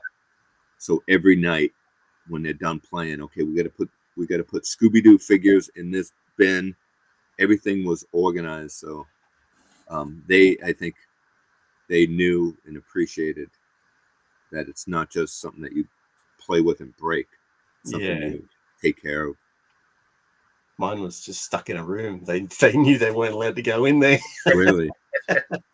My daughter was obsessed with Spider-Man, so it was that's all she wanted was Spider-Man, all figures, and that's easy then. Yeah, it was easy to sort of so which I've still got, so I got them all in a bag. So if she comes into the room, just give her the Spider-Man bag. It's a bit old for to play with them now. Oh, there you go, Deano. Nate remembers that live stream that you're. Oh, really? Yeah, is that you remember the one that was cut? Oh no, you did was it the one he cut? No, you did a video, didn't you? So he's talking about the live stream about when Zazel and Adam were watching. Oh yeah. That's what I think I'm sure. About. Yeah. YouTube don't like the pew pew. Is that the name? We instead of saying the G word, we've got to say pew pew. Yeah. The pew pews. Yeah. I find your lack of popcorn bucket videos slightly disturbing. Yeah. Actually, do that. I just wanted to know. Do you have this one? Oh, wait. Real Steel. You remember that movie, Real Steel? You know, I never watched that whole movie, but I know the movie. That's the boxing movie with Hugh Jackman. With Hugh Jackman, yeah. What I'll do is I'll send this one to you. No, don't send those. The prices would be crazy. I more or less collect the figures, and I mean, give me a second. I'll show you this one. We'll make Deano big. I mean, this is a popcorn bucket. Popcorn bucket, man. Like, look at the size of this thing. This is crazy, and it's a popcorn bucket. These are the things that really interest me. I think these are pretty cool. What? And it's felt. It's got it's like furry. And look at the head sculpt. Just the detail is incredible. Yeah. The fact that they went and made a bucket like this, it's crazy. And this is incredible. This is Regal's version. AMC had one where the top of his head is the drink. So it has a straw in his head, and you would fill the head with liquid, and then the body is the bucket. I mean, how crazy is that, right? That's incredible. We don't get anything like those sort of things here. No. And how do you say no? I don't collect Lilo and Stitch, anything. But how do you say no to something like this? Yeah, that's right. It looks so cool. Yeah. Yeah. Oh, there you go. You're not allowed to handle a firearm, fake or otherwise, on a live stream. Yeah. period. Yeah. Off her So, desk so if I grab my Star Trek phases here, they'll cut us. Well, yeah, we've got those Space 1999 stun guns as well, and Oh, you said the trick word. Yeah, Oh, you don't. They don't. That if you flash that around on YouTube, you could get. They'll just cut on it. StreamYard. On StreamYard, they'll shut you right down. Wow. Because we showed the Space 1999 ones, and that was on Restream though, wasn't it? Yeah. Yeah, I don't know how it works here. It's flocked, yeah. Yeah, flocked. Yeah, that's crazy. And the Jaws head bucket is crazy. Again, I'm doing a giveaway on my channel, so if anybody wants to enter, I think Tuesday will be the actual drawing because the video's coming out Wednesday, and I have an idea that I wanted to do for the video. I can tell you what if you're interested in hearing. Yes. Because I don't typically do a lot of giveaways, and I'm fine with people that do giveaways, but I feel that sometimes you get into the giveaway thing on a channel, a lot of time you get fake subscribers, and I don't want people subscribing to my channel just to get free stuff. I want people to subscribe because they enjoy what I'm doing and playing around with toys or whatever, and that's what my channel is all about. But having a 10,000 subscriber, I feel like you have to do something. I mean, that's a pretty big. I never would have guessed I would have hit that many. So what I'm going to do is every year for this is the third year, I release a movie that I made back in 1999 called Don't Scream. It was just after seeing the movie, The Blair Witch Project, after seeing the movie Scream, I'm like, this is fun. It's like another way of playing with toys. It's like I'm going to go out and film a movie of this, and it wasn't anything that I wanted to put out and make money. It was just me playing. Yeah. But then, what if you get that technology of old footage of something that you made when you were young, but now you can put all that stuff on your phone, on your computer, and you can add effects, add lighting, add music, do all this stuff. So that's basically what that Don't Scream is. But remember back in a simpler time back in the 70s and 80s when, say example, Christmas is coming in the month of December, and Rudolph is going to be played on Friday night at 8:00. You had to be home at 8:00 on Friday to watch this. There was no record, there was no DVDs and things. Yeah, that's right. VHS. You had to be there, and so that's what I want to do with this video.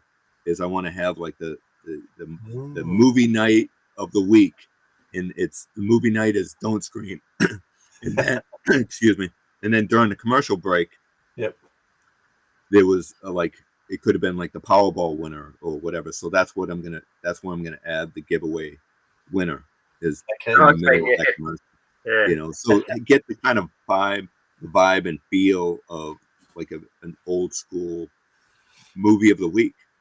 And I think that's just a fun way to add the winner, Will it be on your channel for people to watch later, or that's it once it's done? No, it'll be on for the month of October, the whole month of October, and then so every year when I release, if you went on my channel right now and try to search for Don't Scream, even though I played it twice, each year it's a little bit different, edited.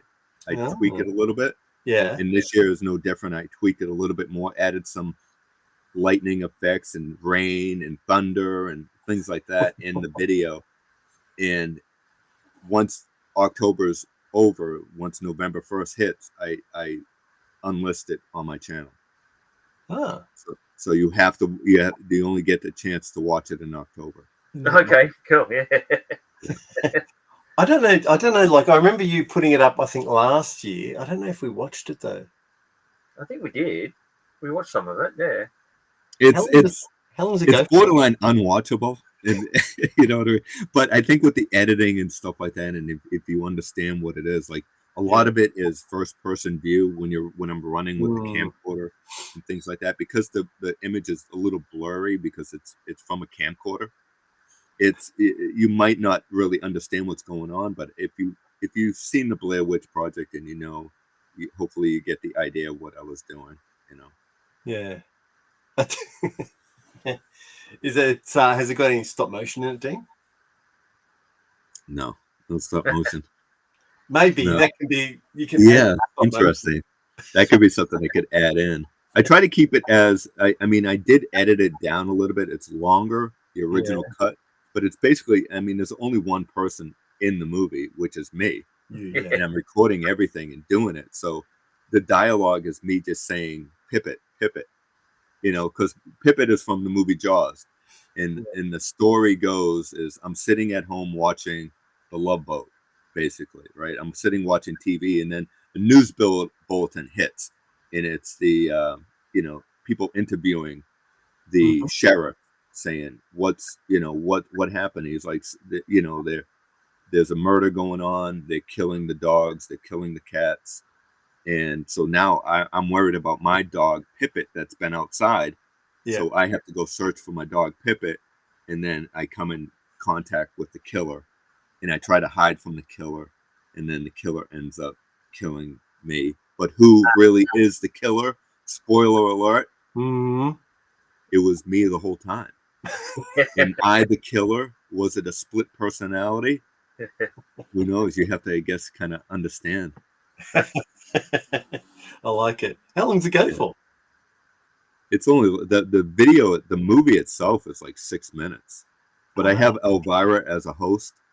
Elvira's hosting the video and stuff like that. So yeah, I'm good friends with Elvira. What, Cassandra Peterson? Yeah. Are you serious? You're not pulling my put you? What? Yeah, I'm pulling you. No, but you know, I got clips and added her, and so it just gives the whole vibe of like the old school watching those kind of programs. You know I'm in love with Elvira. How dare you? Yeah, that's why she's in my video, because I absolutely love Elvira. Bloody hell! Yeah. Well, I mean, well, I guess I thought you're not that old, are you? Because what is she? She's in her 60s, isn't she? So, see, a gullible person like me didn't think fast enough, and I just thought, oh, maybe they went to school with each other, you know. Back I'm 56, so I'm getting there. I'll just go back and watch. Let's see what these did. They did some Transformer buckets. Yeah, they did from the new movie that came out. Oh, but not in Australia. No, they never ship anything down here. What is going on? Yeah, we just don't get anything. We need a reboot. There you go. Don't Scream 2. Yeah, well, that was the whole idea. It never happened, but I was trying to get people to make videos of themselves being murdered, basically, I guess, you know what I mean? Just like, and then I could get that footage and have me like walk around in the costume, like looking through window, and then add your video into it and kind of splice it so it looks like you're getting murdered by you know, the killer in Don't Scream. So I was gonna have a lot of like YouTubers send me clips, and you know, friends in the community send me clips, and I would edit Don't Scream too. But not one video got sent to me, which is fine. It's a lot of work. How long ago was that? When did you do that? Like ask? Well, I put it out like on I think it was like Instagram and stuff like that, just giving a shout out to, hey, anybody interested or things like that. But I didn't. Yeah, it's a lot of work. I mean, I wouldn't expect really anybody to do it. It sounds cool. It does sound cool. Like I could envision you guys doing it, but actually setting up a camera and doing it and trying to get an idea, it's probably more work than most people want to do, you know. Yeah, it does get a little bit tricky, I guess. Like I think sometimes if you give people guidance, they find that easier. Like if you gave them the idea and said, I need you to film yourselves getting killed in this particular way. They'd probably be in it then. But I think the whole idea is trying to make you be the creative one. You know what I mean? You stepping out and trying to come up with something fun. But it was like that. It was like that. You did with the G.I. Joes, Matt. You know, you filmed that little thing and sent it into. Oh yeah, the G.I. Joe Bird guys. Yeah. Yeah. Have you I don't know? Have you seen those guys, Deano? The G.I. Joe Bird guys. So they're in South Africa. they're big in the GI Joe community. Yeah, they But do they like had play something motion. called International Backyard. So they just put a call out. They said, we want people to make they gave you the rules. You could use main characters, but don't kill them off. Don't add music. We'll add the music. Yeah. And they wanted it in play motion. So you could use, they do a lot of stuff with their fingers, like but they're very clever the way they do it. They almost keep their bodies out of the shots and their arms out of the shots quite a bit. So I filmed something with, I think it was a couple of G.I. Joe figures. Actually, it had Darth Muzz's diorama in it, and they just fought. They had a fight. They found this treasure, and I had my puppet Cyclops. He came in and he grabbed one of them, and just as he was going to eat him, he just goes to, and I just stop motioned his tongue going like that, and added the noise. So yeah, it was just I said I did it in black and white and color, and I said, oh, which one? So you send it to them, and they make a movie it's almost like a feature length, an hour and a half. Really? Yeah, out of all these, of a lot of people's video clips. Yeah, but it had a theme, so it had to have characters fighting a monster. So that's why I had the Cyclops. I had the G.I. Joe characters fighting the Cyclops. So yeah, and there was some that I think people that they had worked with a lot sent in like long clips, like maybe 5 to 10 minutes. But a lot of us beginners just sort of did something like 30 seconds to a minute. So yeah, especially when you're doing stop motion stuff like that, or anything trying to make anything over like 30 seconds is hard. Oh yeah, it was. So it was just more with the hands at first. Probably got my hands in a bit too much, but then with the puppet, with the whole licking stop motion, that was, he's like, yeah, I love that part. That was awesome, Yeah, that's cool. And then they did a whole live stream, and they broke it down clip by clip and went through each of the clips from all. It just made you feel a little bit unique and special. Yeah. People came to mine and they're like, oh, this is Keep On Collecting, and we've never had anything from these guys before. And then we really loved like the Cyclops. I'm like, oh my goodness, this is amazing. Yeah, that's cool. That's cool. But yeah. So you could see, so it's something I guess you could probably pursue. And it'd be something that if I would say, like, give people a year to come up with, to send something, and then I could edit it through the year and try to create something. Yeah, I think these guys gave everyone 3 months. I think they gave people. Well, yeah. I mean, instead of me just doing, okay, we have a video I need out in a month, that's a lot to ask. The sequel should be called "I Said Don't Scream." Don't scream, yeah. Yeah, that's There are YouTubers. There's a YouTuber. Who was it? I think it's Narc. Didn't Narc like create a movie? Yep. Yeah, he had a lot of the other. They made 2 of them. He's done 2. I mean, how famous do you have to be in that movie? Yeah, come on, like, you should put your hand up, Dean, and go, hey man. Yeah. Where's he? Texas, isn't he? I think. Yeah, you probably have to travel to. Yeah, but he got like he got Ed's Retro Geek Out. Yeah, involved. but he's always around them. Yeah, isn't he with Knocker a lot? Yeah, and Pixel Dan, I think, got a bit of a. Yeah, you got to look in, yeah. But he got what that man, remember the guy from that 80s monster flick. Remember the one where Monster Squad? Remember that film? Yeah.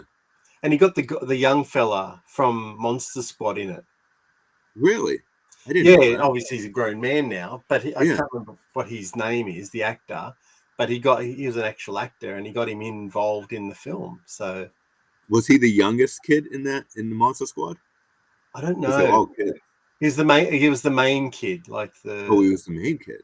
Yeah, I can't remember what his name is, to be honest. The one that told the kid, kick him in the nards. I think so. Yeah. It's a great movie, Monster Squad. Maybe someone can look it up and tell us in the chat. But yeah, he was the main kid in the Monster Squad, and they got him involved in those. I think definitely the first one, but we haven't seen the second one. I haven't seen. I saw the first one on YouTube. I thought it was pretty cool. They did a good job with it. Yeah, I absolutely. think so too.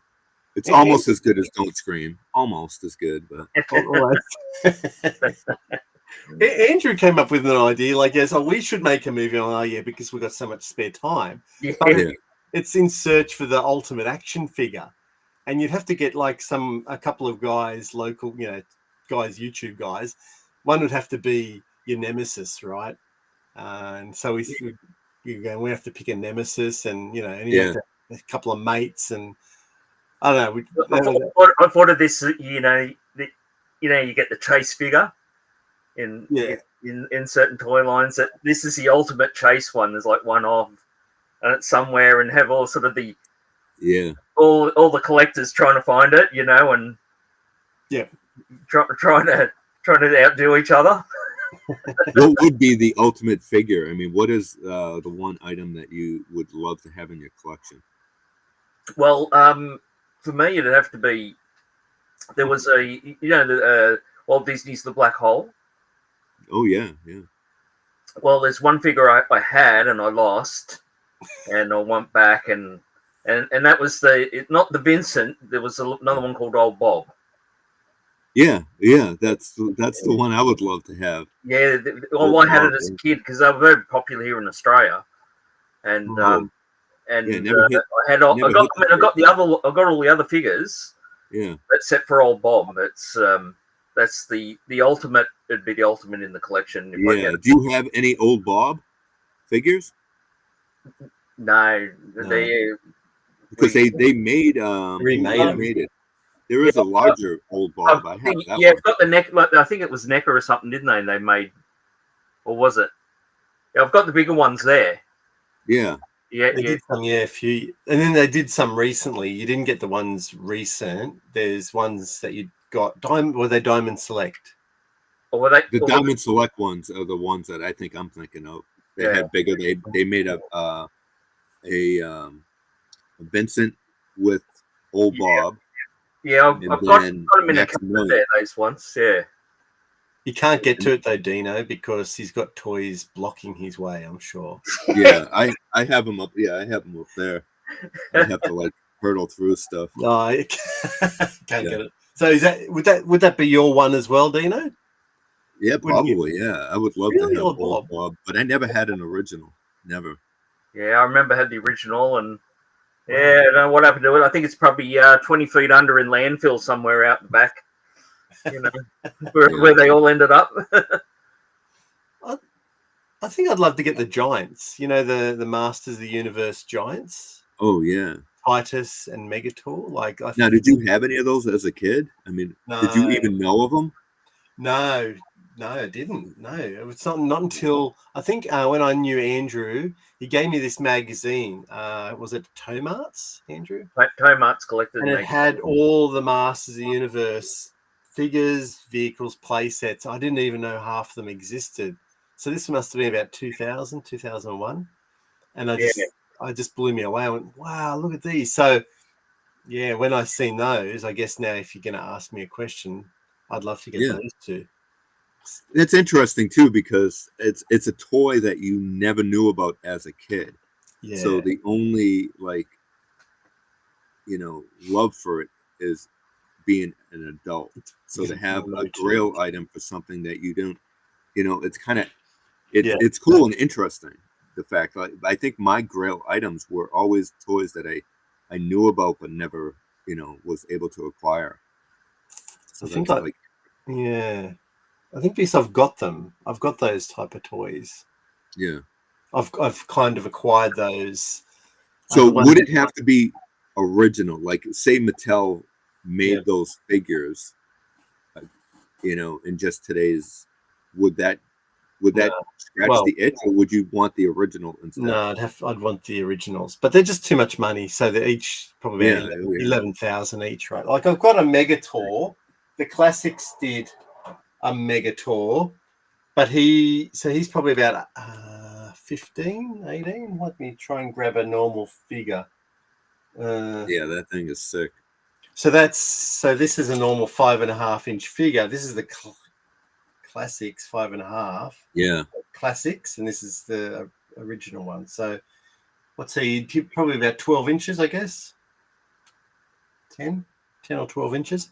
Whereas I think if I saw those back in the day, I probably would have picked them up because I didn't really collect He-Man, but I did have a Scareglow because I thought Scareglow looked great. I did watch the cartoon a little bit. I think it was in high school when He-Man came out. So, but I still collected toys that I liked, and I think if I saw those, I would have probably bought them because I owned the Inhumanoids when I was younger. You know, I had all three of them, and I have them now, but those aren't my childhood Inhumanoids. I rebought those like within the past couple of years. We would never see those. I saw that, I grabbed it. We just never see those Inhumanoids out here. My collection is at least half the toys I didn't know existed. Yeah. And that's why I think sometimes I get the modern lines. So, for example, those Mezco Goonies figures, like they just didn't have Goonies figures back in the 80s. Yeah, I had those in my car. I actually pre-ordered those, but I decided against it to cancel my order. But why is that? Just didn't do it. Probably just. I think at the time it's like you have so many pre-orders, and I think the pre-order was like over $100 for all the figures, right? Yeah. So I was like, do I want to spend $100 for this? And where am I going to put it? Am I going to keep them on card? I don't have the space on my wall to display it. I don't have a shelf for it. So I was like, I'm just going to cancel the order. And I'm glad you got them because I got to see the video and watch you unbox them. You know, you did unbox them, right? I mean, it's been a while since. That was my dilemma. Yeah, because that was my dilemma to pull them off card. But Andrew said, that's what it was. Yeah. And I think Andrew said, like, just leave them on card because if someone's walking around, the cards look like they're from the movie poster, and people instantly recognize Goonies, and they. Yeah, because I said if you got like a second set, you could put it on the the big Pirates of the Caribbean ship. Yeah. Because like at the end of the film, would have been cool. Get the deleted scene octopus. Get a giant octopus and put it in there, right? I've always wanted. Yeah, I do have a pegboard right here with a bunch of carded figures, and there's probably like 8 figures behind each other one, and it's a massive. I have another one in my closet of more of the modern retro carded like Marvel figures, but this is all vintage figures, mainly vintage figures here. I do have the Super 7 Black Hole figures on card over here also somewhere in here. I can see them there. I can see that where your fingers pointing. Yep. Yeah. But I guess like a section like this, I would probably display the Goonie figures on card like that. Just have like I even have all the Hasbro Indiana Jones carded figures, and it kind of just flows. Even though they're modern, they do look good there. Yeah, I've got them as well. The Hasbro, the later ones they've just done, the retro ones. Yeah, the retro ones. So I have those, and then I have the other figures that they made back in the early 2000s or what was it? Late 90s, 2008. Maybe, yeah. When that fourth movie came out, and they did. Is that 2008? And they did all the. They did a lot of figures from each of the movies. Yeah, exactly. Yeah. And then 3 years later, they released the last few, which were basically the original Kenner ones. It was basically them, but they added Satipo in there. But it was only available at the SDCC in 2011. Oh, really? And that finished off the line, which was just really bizarre. Oh, well, Gary, get a grab one. I just grabbed where. Let's see. Yeah, 2008. Yeah. 2008. Yeah, I have a good amount of those. I got those from Full Moon Toys and Collectibles. Those ones, yeah. I got a bunch of those. Yeah. That's a River Phoenix one. Yeah, that was a good toy line. I'm surprised. I remember seeing those at Target back in the day, and I didn't buy them, which is kind of funny because. But I think like my daughter was born in 2001, so I was more or less collecting through her. Like I would buy toys for her, you know what I mean? But it was toys that I enjoyed also. You know what I mean? I guess at that time I couldn't like purchase a lot of toys for myself and for the kids. So you would choose, you know, I would go on toy hunts, but it was more or less buying for them. Yeah. But yes, it's you're buying for them. Yeah, exactly. What I got, you get Indiana Jones figures for you. What's Indiana Jones? Now don't touch him. Yeah, keep on card and keep it in my room. Yeah. Turtle to say, I've always wanted figures accurate to the cartoons, and the Masterpiece line after the Transformers, but line provides that. Yes, hence why my G1 collecting has stopped. Because they make such good. Some of the toys these days on these older IPs are just amazing. Yeah. What, you know, I know the Dungeons and Dragons figures that the Hasbro made, the quality is not the greatest, but those figures look fantastic. Oh yeah, that's why I had to get them. I loved that as a kid. See, I'd like to start collecting next. She-Ra, Golden Girl. Oh yeah, I remember that, and Mystic Princess. Hashtag manifesting. Mystic Princess. I'm not familiar with Mystic Princess. Yeah, I don't even know Golden Girl. I know the Golden Girls, the old women, the old ladies, but the old Golden. I don't think that's what he's talking about. Wasn't Golden Girl? Just correct me if I'm wrong, Valo, but I think was it a Mattel line, and they weren't 3 3/4. They were maybe 4 or 5 inches. They had like a Corvette. When they did the Love Boat figures, Mego did them, and they because the Golden Girl figures were going so well, they thought the Love Boat figures would be equal to those, and they did like a big ship, and so did the Golden Girls. The Golden Girls did this like cruise liner. Oh, okay. Is Valo a boy or is that a man or a woman? That's a woman. Valo. I'm not sure. I'm guessing a male. Because I mean, I collect girl dolls too. Yeah, so that's fine too. But I was just because when I said he, and I want to apologize if. You know, because again, I don't know a lot of people in the community. That's all right, Dan. At least here, you know. Yeah, I just assume Valo is a male. Sorry, if you're a female, just let us know as well. Yeah. But I guess that's another toy line that I would love is the Mego Love Boat figures, and I would love to have the boat. You have the boat, right? No, come on, Dean. No way, man. Like, no, you had a video where it was I went down to Melbourne in Lobos, this big collecting store, and there it was. I was with a guy, and he's like, "Matt, get over here." I'm like, "What?" He goes, "It's got the Love Boat." And I'm like, "Oh my god!" It was 3,000. I have the figures from that playset. I have all the cast from that playset, though. Oh, but you don't want to see them? Yeah. I'll show you them if you want to see them. Yeah. All right, give me a second. The boat itself was only like a molded one side thing, wasn't it, Matt? It was only like a tray. It was virtually like a tray or something. It wasn't like a actual. I can't remember, Andrew. To be honest, something with depth in it. I can't remember. No, I can't remember, to be honest, what it actually looked like. Okay. Okay. So all these figures. Oh, they were actually in that playset. Captain Stubing, yeah. I thought they would have been like the other ones. Is that Doc? 3 3/4. This is a Gopher, I believe. Gopher, okay. I think that this is Doc. You can tell by the hair color. Yeah, more of a brown hair color. Isaac. Yeah, there's Isaac. Yeah. Goodness gracious! And then is it Julie? Yeah, Julie. And then Captain Stubing's. Is that his niece? Is that Vicky? Daughter. Yeah, Vicky. Yeah. Is that his daughter? I can't remember. Yeah, Vicky was his daughter. Yeah. Yeah. So the whole cast right there. Wow. Okay.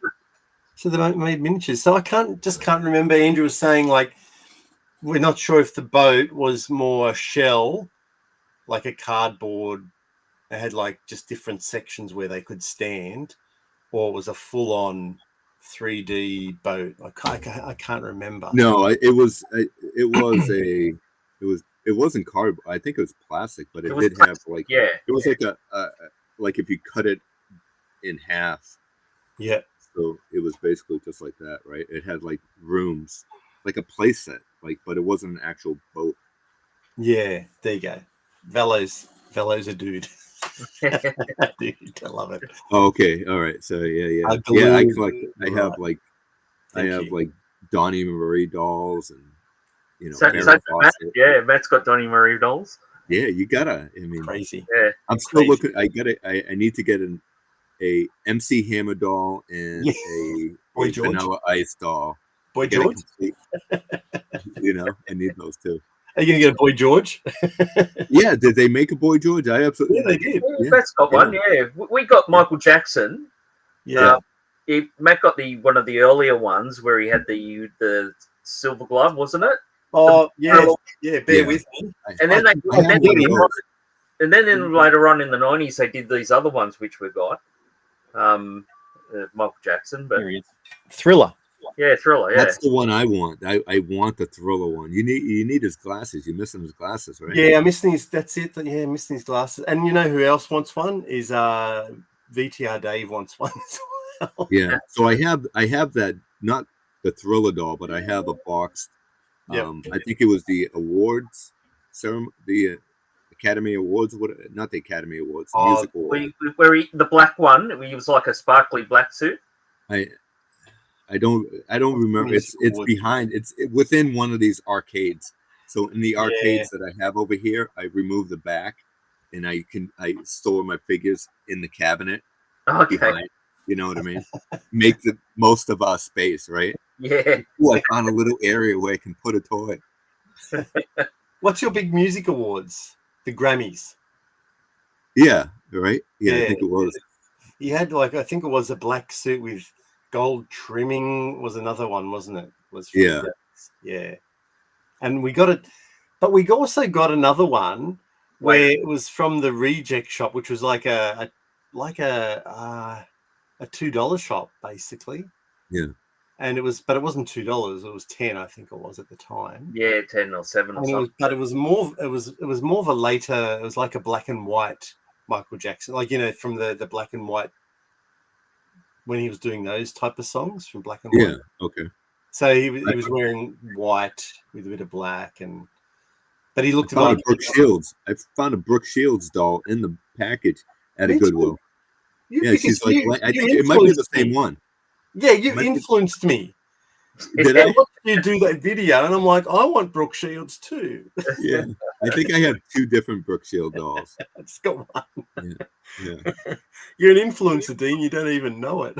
Yeah. Well, these, I mean, you got to have Farrah Fawcett, like all the Migo dolls back in the 12-inch dolls, the Donnie Marie, who's the skater? What's that? Do you have Britney Spears?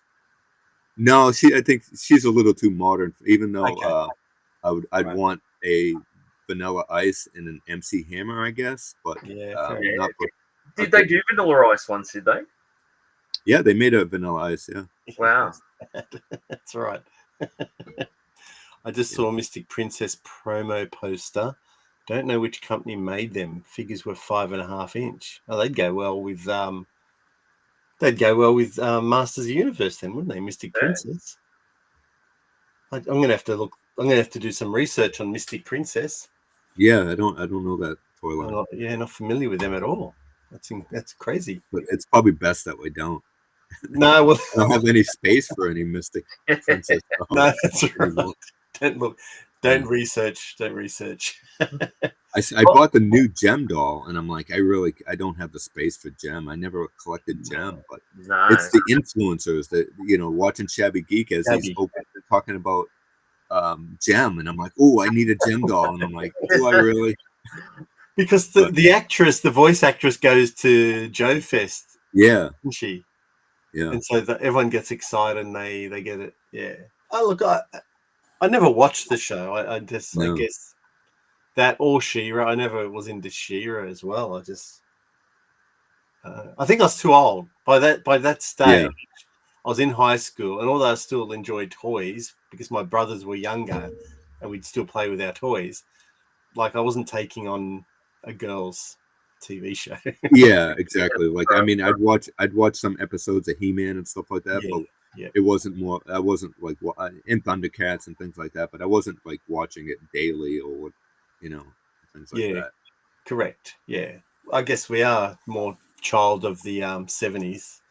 The 80s were cool though. We definitely still watched a lot of stuff because we were nerds. But like for me, I'll say it.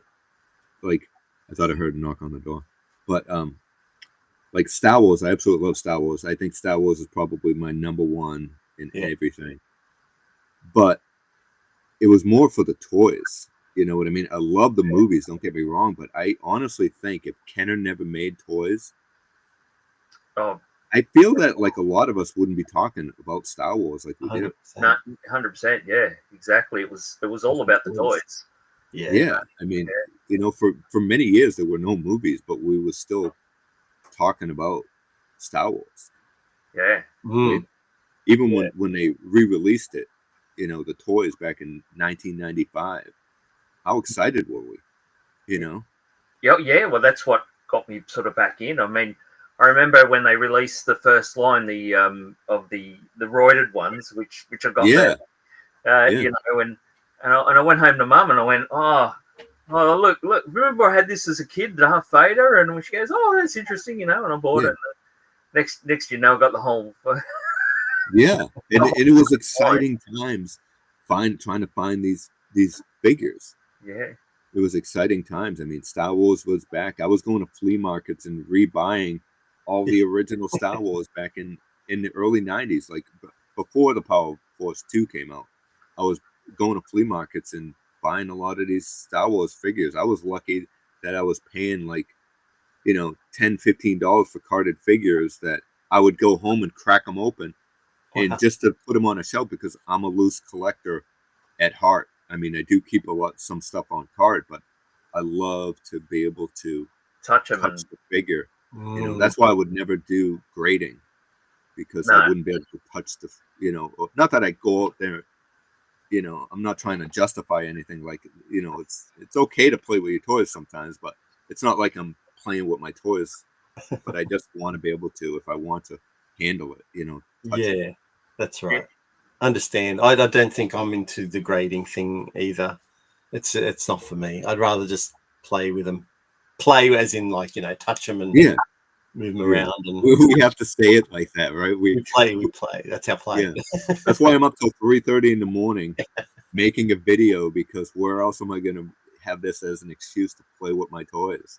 Well, it's like that, Deano, we a fellow we went, he's got the vintage collection, like the 70s, and they're all graded. Everything's graded. They're all mint in the box, graded. Yeah. And that's where I bought the blue snaggletooth from.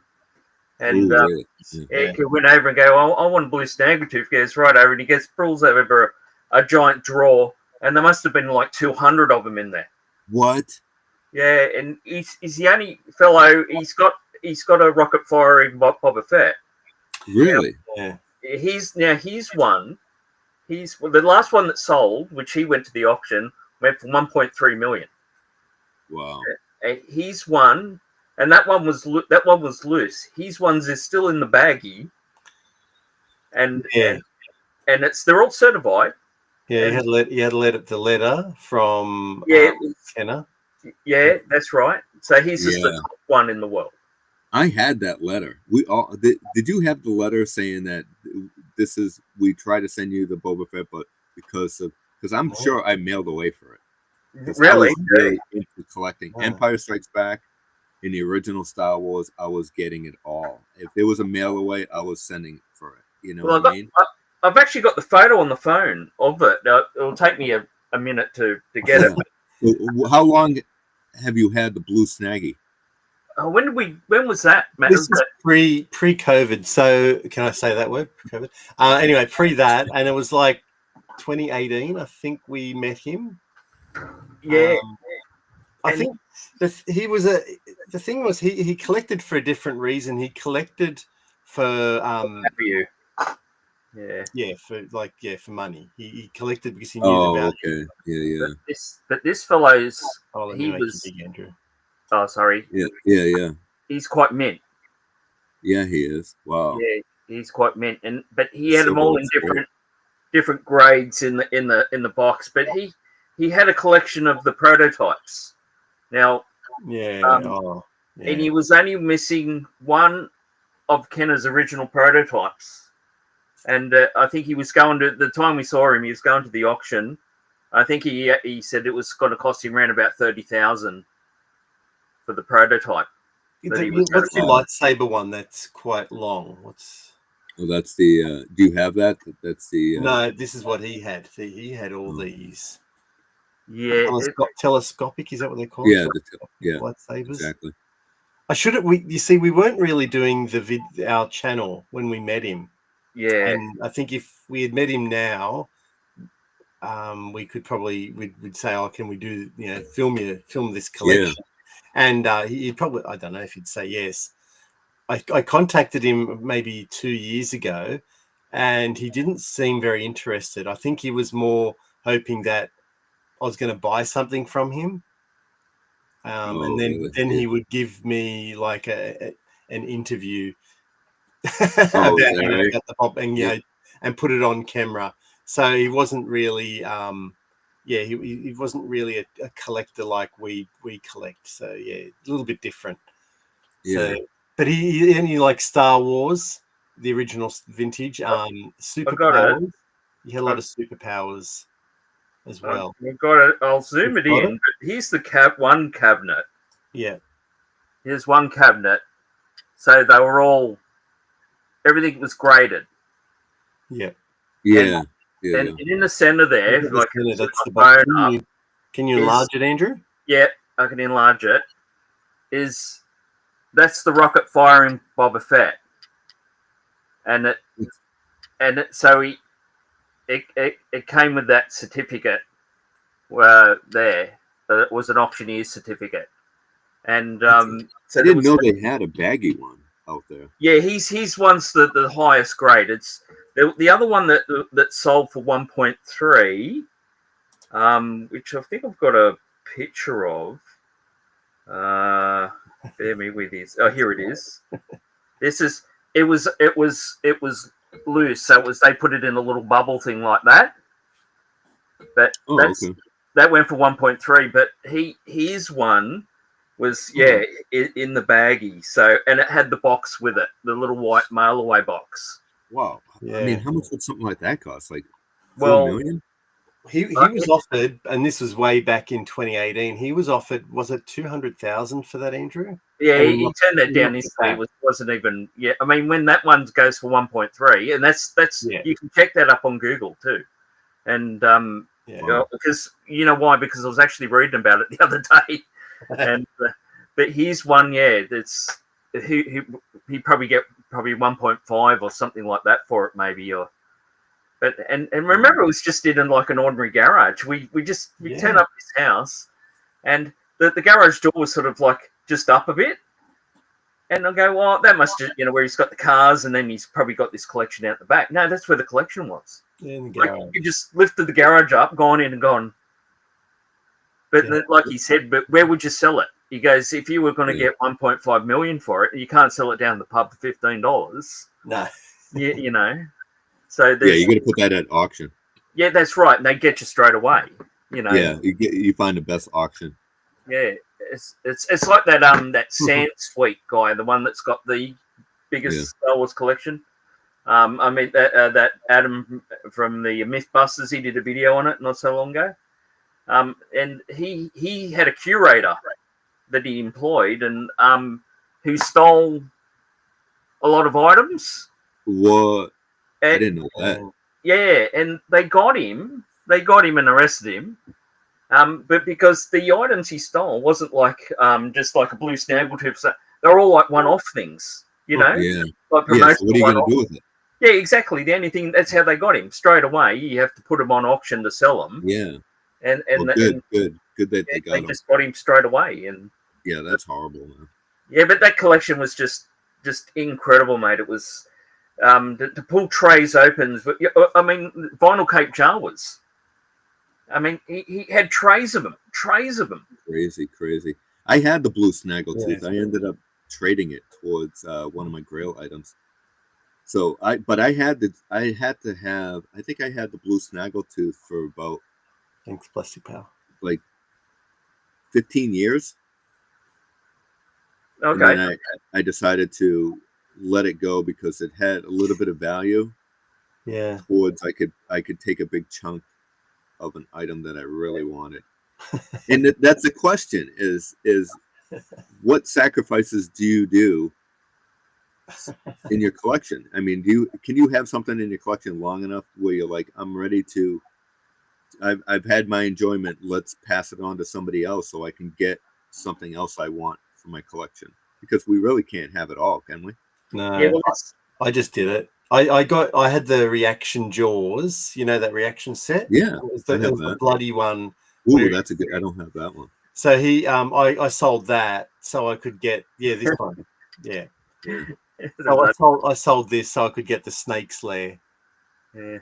Yeah. I mean that's a few $100 item. Yeah, that's right. You know, but I took a beating on the prices though because I didn't sell it to a collector. I traded it at a store, so they only give you a piece.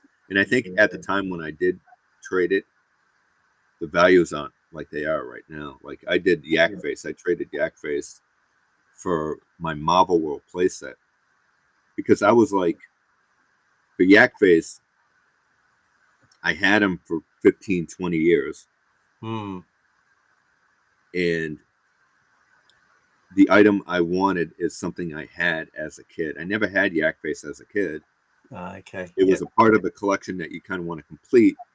So 20 years to me was fine. I had my time with it. And then in the back of my mind, I'm like, you know, if Hasbro is making all these retro figures, because I think at the time they had the first wave of the retro Star Wars figures with the Darth Vader and stuff like that. It's like, I bet they're going to make a Yak Face eventually. So let me get rid of this. I can sell this Yak Face or trade it and get some good value for it. And then if they re-release it, I can fix it with that. And did they, or they haven't done it yet?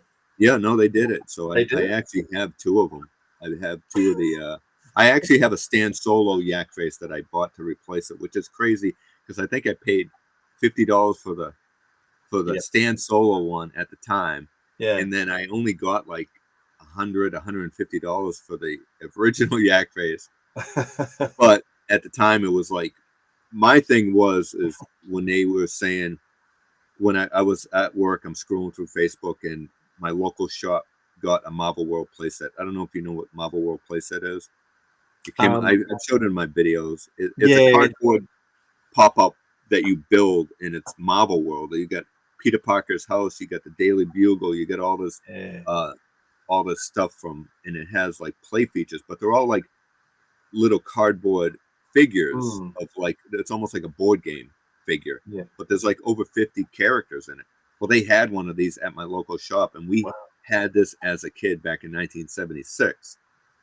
So this wasn't a Grail item that I absolutely needed to have in my collection. So I contacted the store and I said, hey, I really want that. I have this for trade. I needed something to like pony up and say, because they're not going to just trade like a modern figure. They want something good.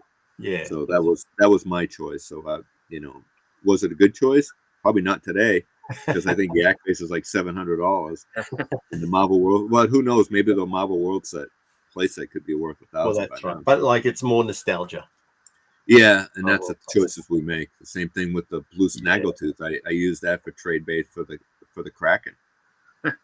What would you rather have, the Kraken or blue snaggletooth? The Kraken. That's the thing. Like, these are the choices we make as collectors, I guess. Do you know what? Well, I mean, I'll show you something. I don't know if I showed you this before, but I mean, this is an Admiral Akbar, right? Which a standard one.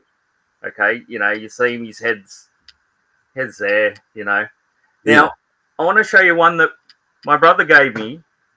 It was dug up in a house that they bought in the backyard.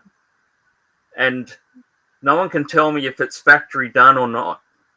Anyway, see this one here,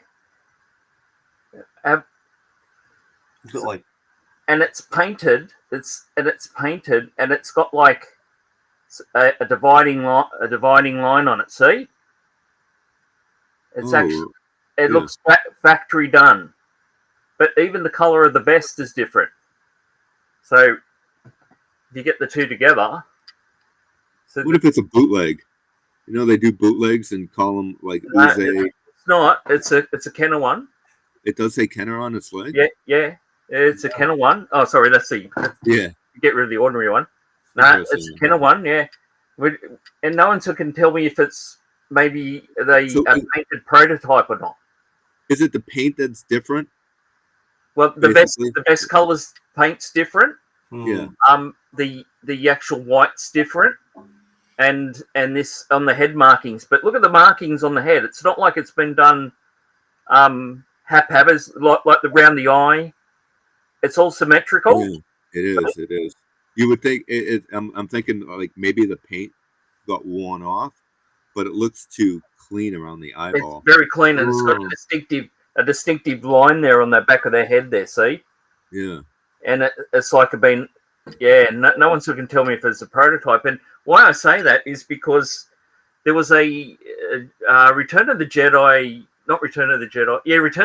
speeder bike that a fellow bought out here, and it had. He thought, this is crap. He goes, someone's put a big screw in it, right? Turned out it was Toll Toys' prototype, the Australian ones that were made here. So, wow. Yeah, so I'm just wondering if that, I don't know. That's the same sort of thing. A prototype's got out in and ended, probably giving it to his kid or something, and it's ended up buried in the backyard for, for right. 20 What's the chances years. of that? Yeah. That's the thing is it's like you mentioned before, like somebody mentioned in the comments about like we have kids that. Do we worry about our kids coming in our toy rooms and things like that? And that's the guy coming home from work. He's got the prototype in his bag. Yeah. And his son or daughter went through his stuff and like, oh, look, I got a toy. And then he goes back to work the next day and trying to pull out the prototype. And it's like, I don't know where it is. I don't know where it is. In his backyard. Yeah. Painted prototype or something like that. Yeah. I always wanted to send it somewhere to have it sort of examined. I wonder, does anybody know? Would anybody even know? Yeah, because it's just too. It's not like someone's done it with a magic marker and gone, I wonder if somebody like Steve Sansweet would know. Yeah, it's just so bizarre. But anyway, there's actually, I think Steve Sansweet and a few other people. They're actually. They're having there's